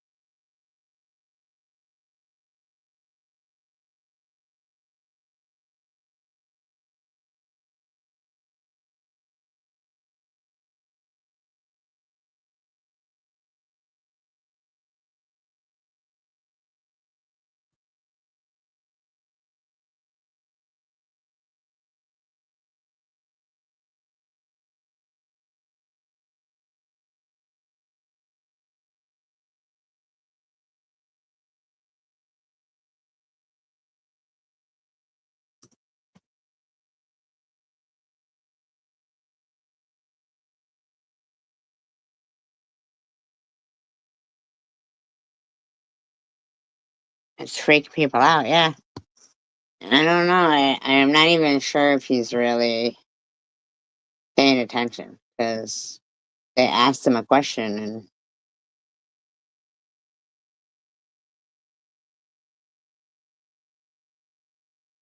he didn't know the answer. Great. The new GoDaddy Arrow has AI marketing tools to help small businesses easily reach thousands. This is when it all started to collapse. 9/11, in my opinion. I remember going to work that day and getting into work and like everybody was like just glued to the screen, you know?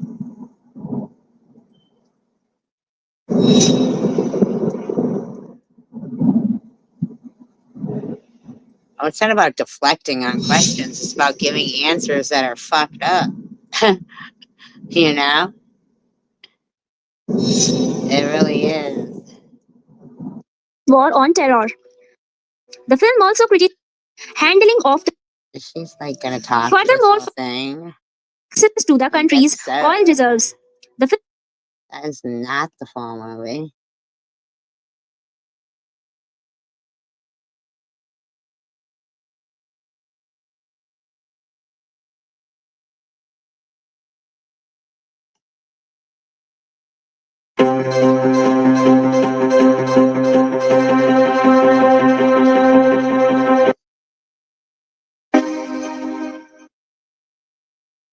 And Congresswoman Lee just had to take it on the chin whenever people would not have us on shows at the time. And now this past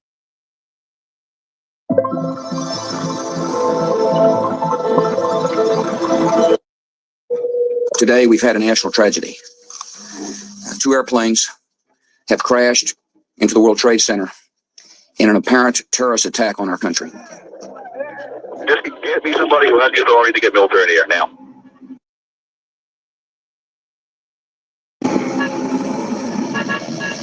Like 4, 5, 4, 6 on battle stations. I repeat, battle stations. There's a report of black smoke in the last position I gave you. From the airplane or from the ground? They're speculating it's from the aircraft. What did you say the next day? I think one of your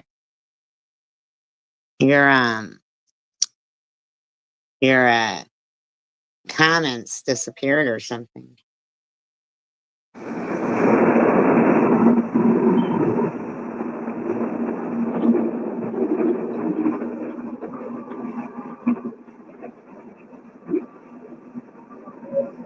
Because it just says then the next day the twin towers.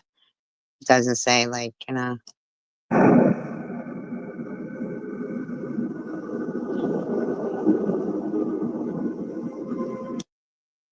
Birds sing as citizens go about their daily lives, unaware of the impending chaos.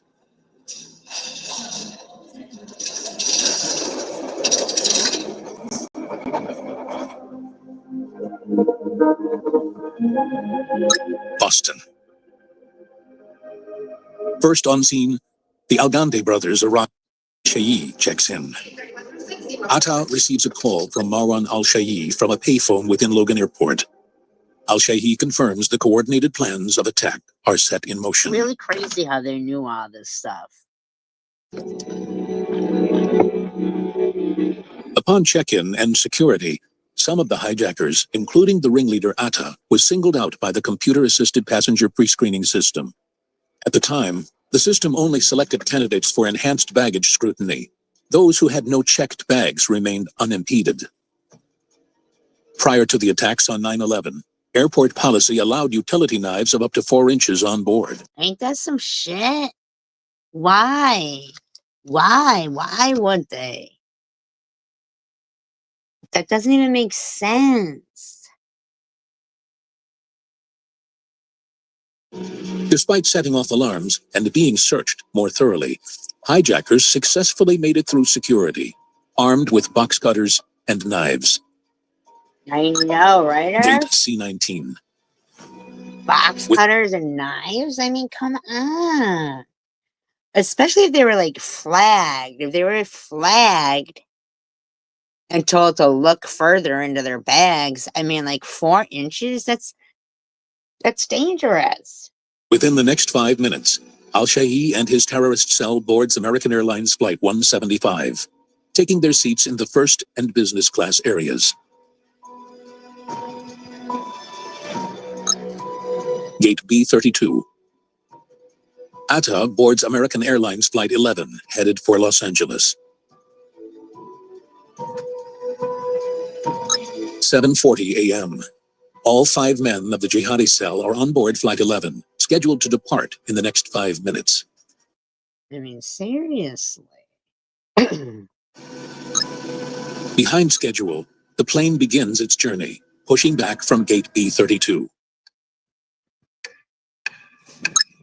Flight 11, a Boeing 767 holding 92 souls on board, takes off down the runway.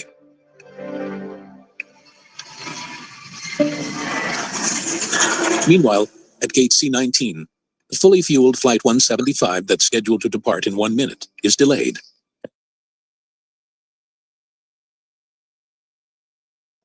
And doesn't receive clearance to take off for 15 minutes. Good morning, American 11 with you, passing through 190, 230. Flight 11. American 11, turn 20 degrees, right? 20 right, American 11. American 11, climbing table level 350. Boston Air Traffic Control Center instructs the pilots to climb to 35,000 feet, but receives no reply. Well, right there, you would think is kind of odd. American 11, Boston. A second attempt to contact the pilots fails. Several attempts later, the response remains silent. This is Boston. I turned American 20 left and I was in a cloud. He will not respond to me now. Looks like he's turning right. Yeah, I turned. Right there. They would be like, okay, what? 20 right. Oh, okay. And he's only going to, I think, 29. American 11, Boston. 2 hijackers rise from row 2, each stabbing a flight attendant in the process. Panic What and the fuck?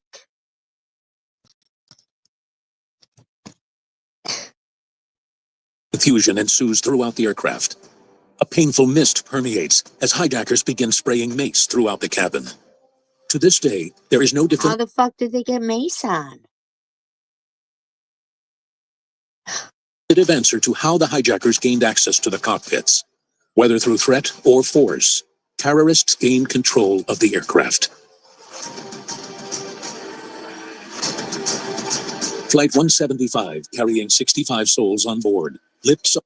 Yeah, why couldn't they just turn around like they had just taken off, right? They're only 15 minutes away from the fucking airport. Off from the Boston runway, nearly 15 minutes behind the scheduled departure time. Via an airphone, one flight attendant, Betty Ong, notifies an American Airlines reservation center of the suspected hijacking. The cockpit's not answering. Somebody's stabbed in business class. And I think there's... Yeah, but they can't get into the cockpit.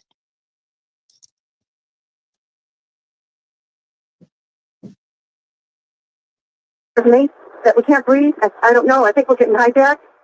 We just left Boston. We're up in the air. We're supposed to go to LA, and the cockpit's not answering their phone. Okay, but what seat are you sitting in? What's the number of your seat? Okay, I'm in my jump seat right Hi, Luna. now. Okay, at 3R. Okay, you're the flight attendant? I'm sorry, did you say you're the flight attendant?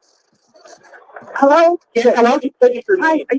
You're gonna have to speak up. I can't hear you. Sure, what is your name? Okay, my name is Betty Ong. Unreal. I just don't understand. Why didn't they just turn around right then and there? Like, right. What I'm saying is, Irv, that they can't get into the cockpit without being let in there. I'm number 3 on flight 11.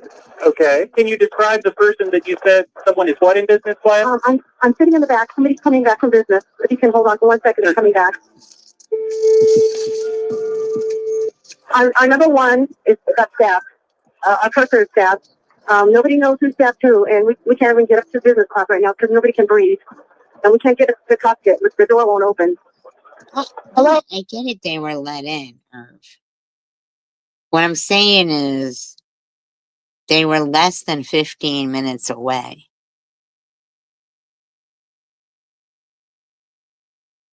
How did they get to Mason?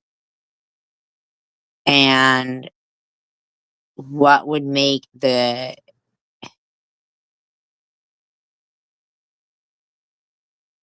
pilots just let them in? That's Yeah, I'm taking down all the information. We're also, of course, recording this. At this point, This is operations. What flight number are we talking about? Flight 12. Flight 12. Okay, I'm on flight 11 right now. This is flight 11. It's Flight 11. I'm sorry, Nadine. Have you guys called anyone else? No. Somebody's calling medical, and we can't get a stop.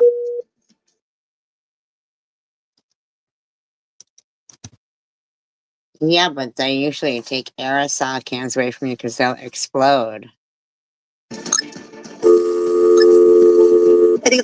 American Airlines emergency line, please state your emergency.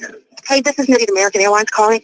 I am monitoring a call in which Flight 11, the flight attendant is advising our rest that the pilot, everyone's been stabbed. Flight 11?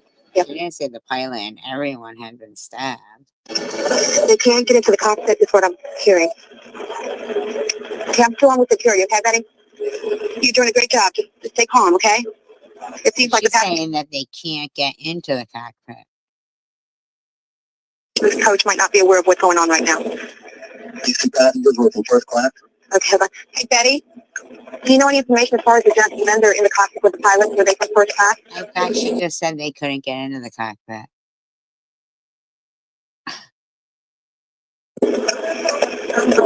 They were sitting in 2A and B. They are in the cockpit with the pilot. Who's having a doctor on board? Is there a doctor on board, Betty, that's to you guys? You don't have any doctors on board, okay? The transponder signal for Flight 11 is turned off. Despite their limited knowledge, Boston controllers continue to track the plane's movements on primary radar. What's going on your end, Craig? We contacted air traffic control. They are going to handle this as a confirmed hijacking. So they're moving all the traffic out of this aircraft's way.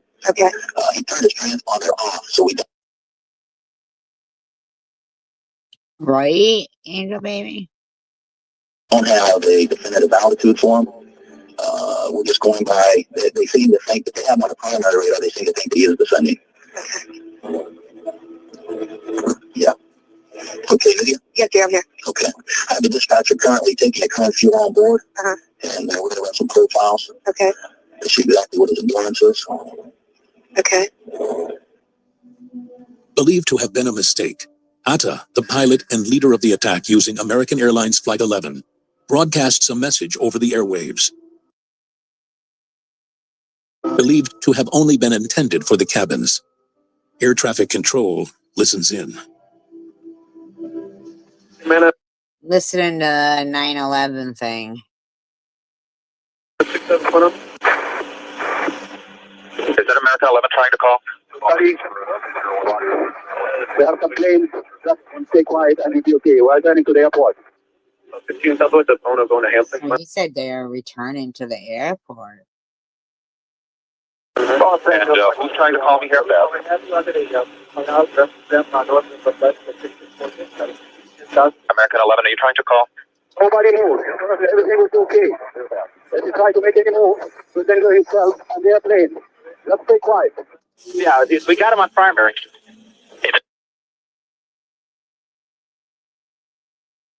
No, yeah, there was. Yeah, exactly. Because Marvin Bush. All right, buddy, I touched your blanket. Big deal. Marvin Bush was the head of security for the World Trade Centers, and that was Bush's younger brother. 38? Yeah. Have you guys heard anything from American? No. Okay, we think there might be somebody in the cockpit right now taking it over. Okay. Yeah, we just broadcast over here. Yeah, we're already doing it. Okay, I know. Word of the news within Flight 11 spread from control center to control center. Unaware of the impending gravity of the situation, the North American Aerospace Defense Command, the military body responsible for the protection of all American airspace, remains uninformed of the developing That's crazy. crisis. 38.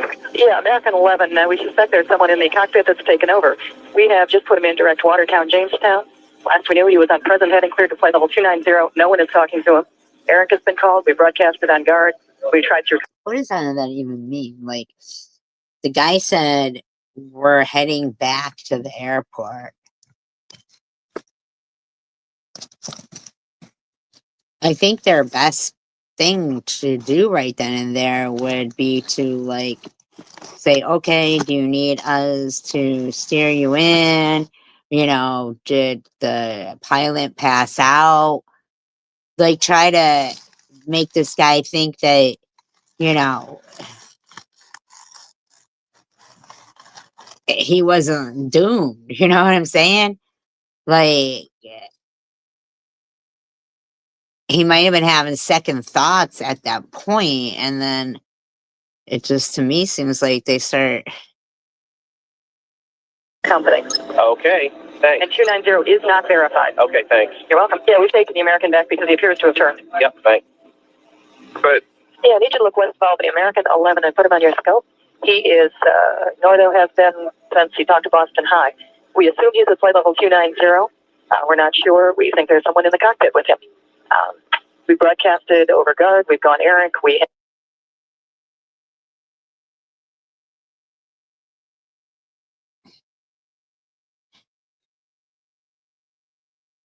Right, but what I'm saying is that they had just took off. The other plane that was headed to Los Angeles was 15 minutes delayed. And so it hadn't even left the runway yet. So immediately,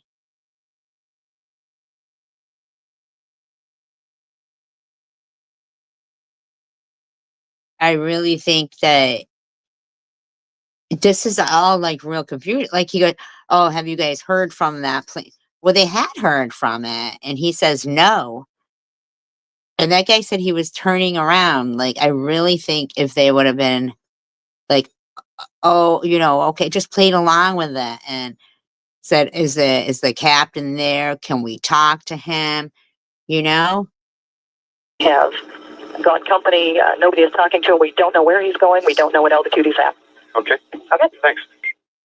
Flight 11 changes course drastically, making a 100-degree turn southwards, tracing the Hudson River towards the Big Apple.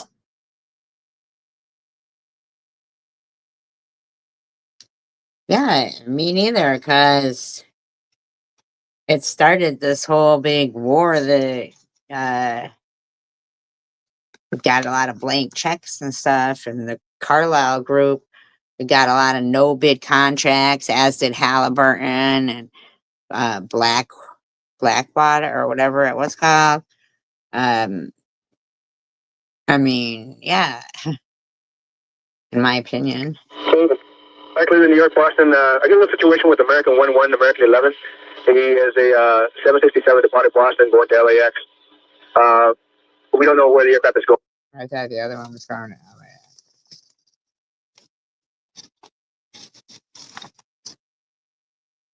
Going to, supposedly going to LAX, was one westbound. We lost his frequency, then we lost his transponder, and now the aircraft is just west of Albany, head due south. Oh, my goodness. Okay. I'll advise the area. 8:30 a.m. Neighboring air traffic control centers are alerted to the hijacked plane.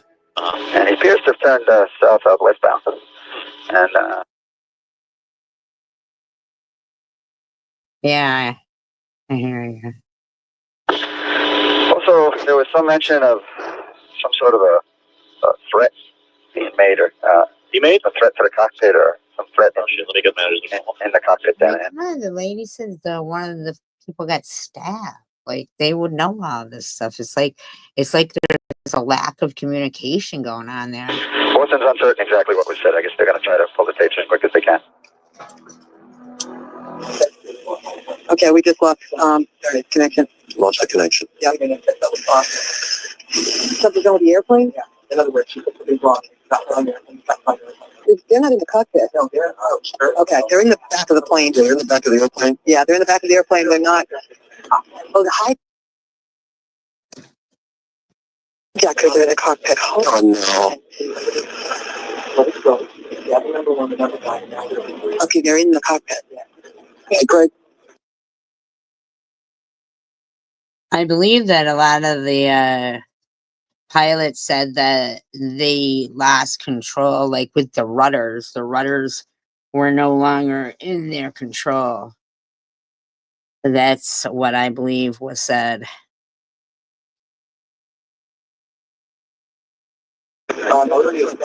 Greg. As if it was like remotely. They're saying they're in the cockpit. Meanwhile, on Flight 175, the pilots, oblivious to their own danger, reach cruising altitude of 31,000 feet. The final message transmits from the cockpit of Flight 11. Nobody move, please. I'm going back to the airport. Don't try to make any stupid moves. See, he says he's going back to the airport.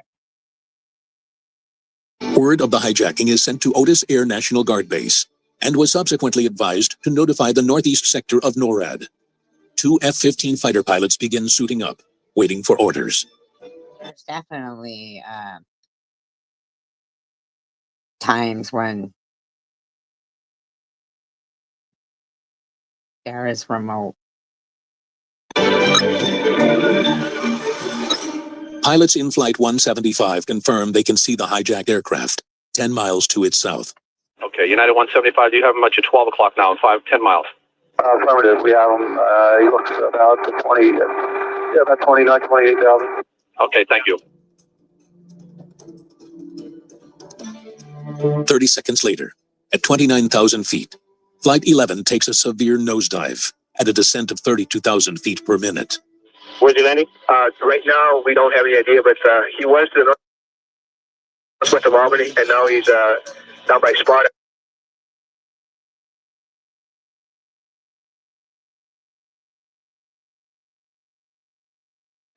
So we believe he's going to descend. That's why he's slowing down. A Boston controller contacts the Northeast Air Defense Sector and requests military intervention. Just weapon from Powell. Hi, Boston Center, Team U. We have a problem here. We have a hijacked aircraft headed towards New York, and we need you guys to. We need someone to scramble some F-16s or something up there to help us out. Is this real world or exercise? No, this is not an exercise. Is this real world or an exercise? Guys, not a test. Okay, hey, hold on 1 second, okay? What? What was that? Not real world. Real world hijack. Blah, blah, blah, blah, blah.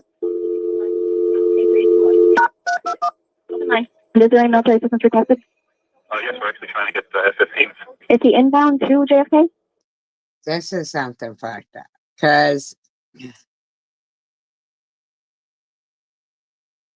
the other night I was watching something where the two pilots, believe it or not, were fucking on their laptops and yucking it up for like 47 minutes or something. They, flew past their destination. They weren't answering any of the calls, nothing. And they were like on the verge of, sending military interception because they don't know if they've been hijacked or not. And I mean,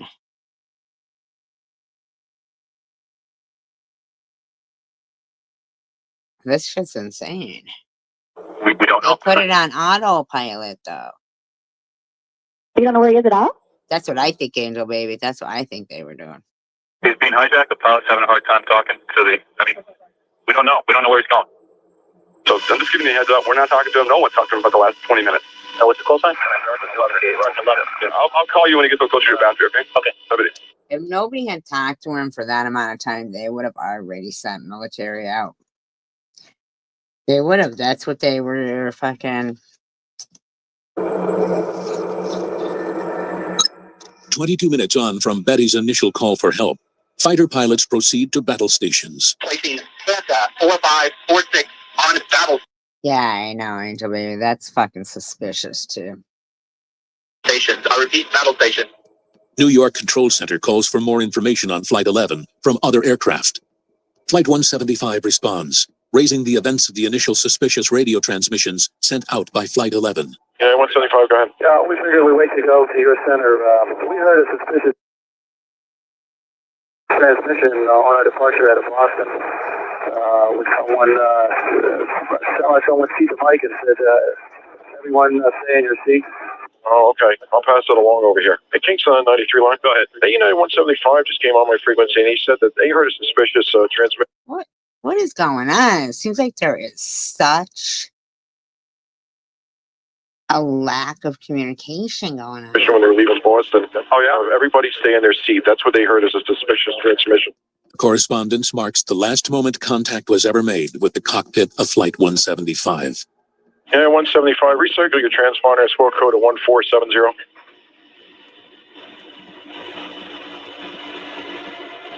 United 175, New York.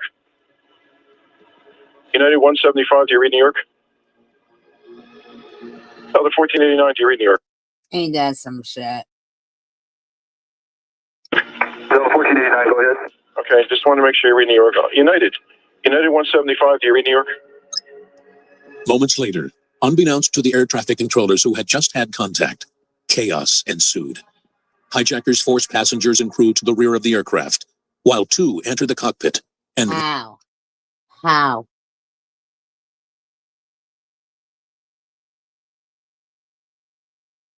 murdered the pilots.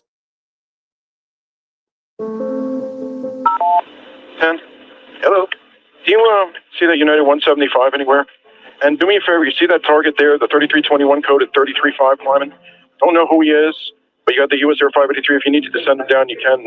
We have a hijack. We have some problems over here right now. Oh, you do? Yeah. See what target? Okay. That may be real traffic. Nobody knows. I can't get a hold of United 175 at all right now. And I don't know where he went to. All right. Okay, I'll see if I have one. All right. Okay. United 175, New York.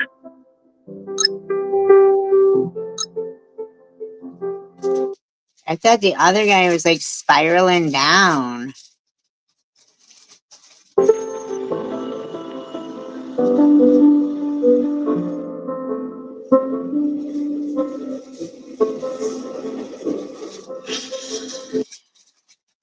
My cat always has to be noisy. Introducing the new EcoPower Plus 2-stage snowblower.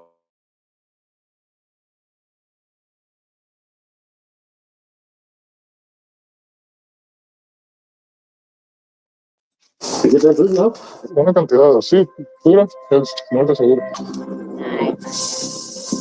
Muy poca inversión.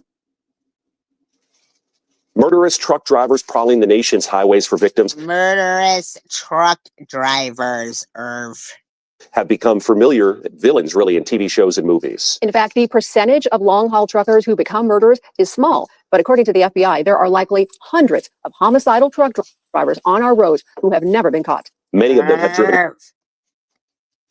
Are you a homicidal truck driver? Across Nevada and have left a bloody trail behind them. Tonight, Chief Investigator George Knapp takes a deeper dive into how victims are targeted, and some of this information, it is graphic. 86-year-old Reno resident Patrick Carnes was driving in tandem with a long-haul trucker along I-80 when he vanished forever back in 2011. His car was found in the same out-of-the-way field where 60... Oh, yeah. Hold on.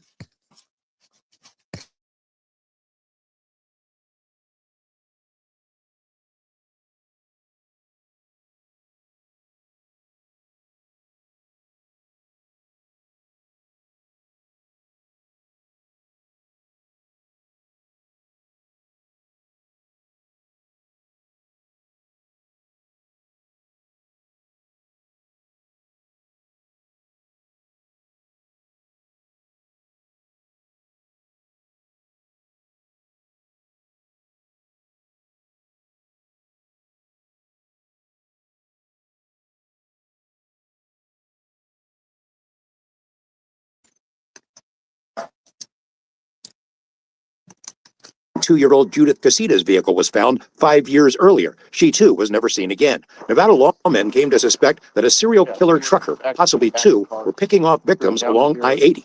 This was actually where the vehicle was.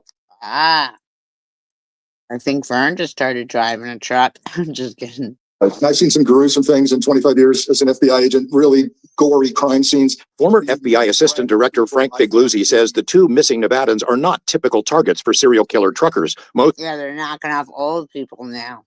of the known victims are younger women, either sex workers or hitchhikers. Figluzzi learned about the killers and their most likely victims by digging into a bureau program called the Highway Serial Killings Initiative, established in 2009, and learned even more by riding shotgun with truckers over thousands of miles, research that produced his best-selling book, Long Haul.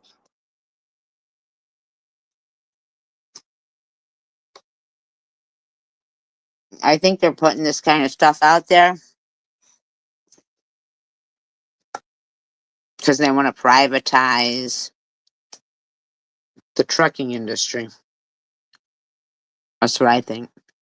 By studying known murders, missing persons, and truckers themselves, the FBI estimates there could be 450 long-haul truckers who are serial killers, probably more. Many are sexual. Yeah, and who fucking dropped the ball? I mean, in the 70s and the 80s, I mean, these people were just traveling all over the place. Predators, some just like to kill. And one indeed likes to control the outcome and loves the power and will prolong torture, rape, and other horrors. But the other one, George, the other kind of serial killer, simply wants to kill. He enjoys that power of life and death. But I mean,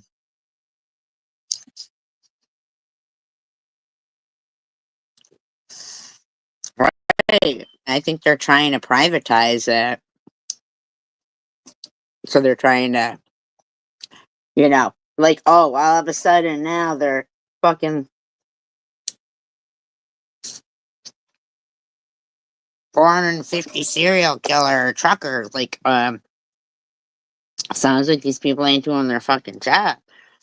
And he kills quickly. He's killing because he's lonely. The specter of a mass murderer rumbling down the highway in a multi-ton traveling crime scene has been used. Or even like a state cop, like taking radar by the side of the road. I mean, could do the same thing and make it look like a trucker. In several TV shows and in movies, including the thriller Suspect Zero, but sometimes it spills out too close to home. Truck driver Chester Todd was suspected by the FBI of multiple rapes and murders of women, but he went on the run in 1996 and didn't surface until 2011 in Las Vegas. So Pete's, man. Fucking guy was fucking driving all that time. Where he'd been living under an assumed name. Another serial killer truck driver, Wayne Allen Ford, had a severed breast in his pocket when he turned himself in to California police in 1998. What the fuck? He admitted to 4 murders. 3 of his victims had been dismembered. The body of one victim, 26-year-old Tina Gibbs of Las Vegas, was found in Northern California, not far from Ford's home. Terrible. Terrible. I don't know. All right, you guys, I've been on too long. I appreciate you guys hanging out with me. You can check out all of these things we've watched and watch them in complete.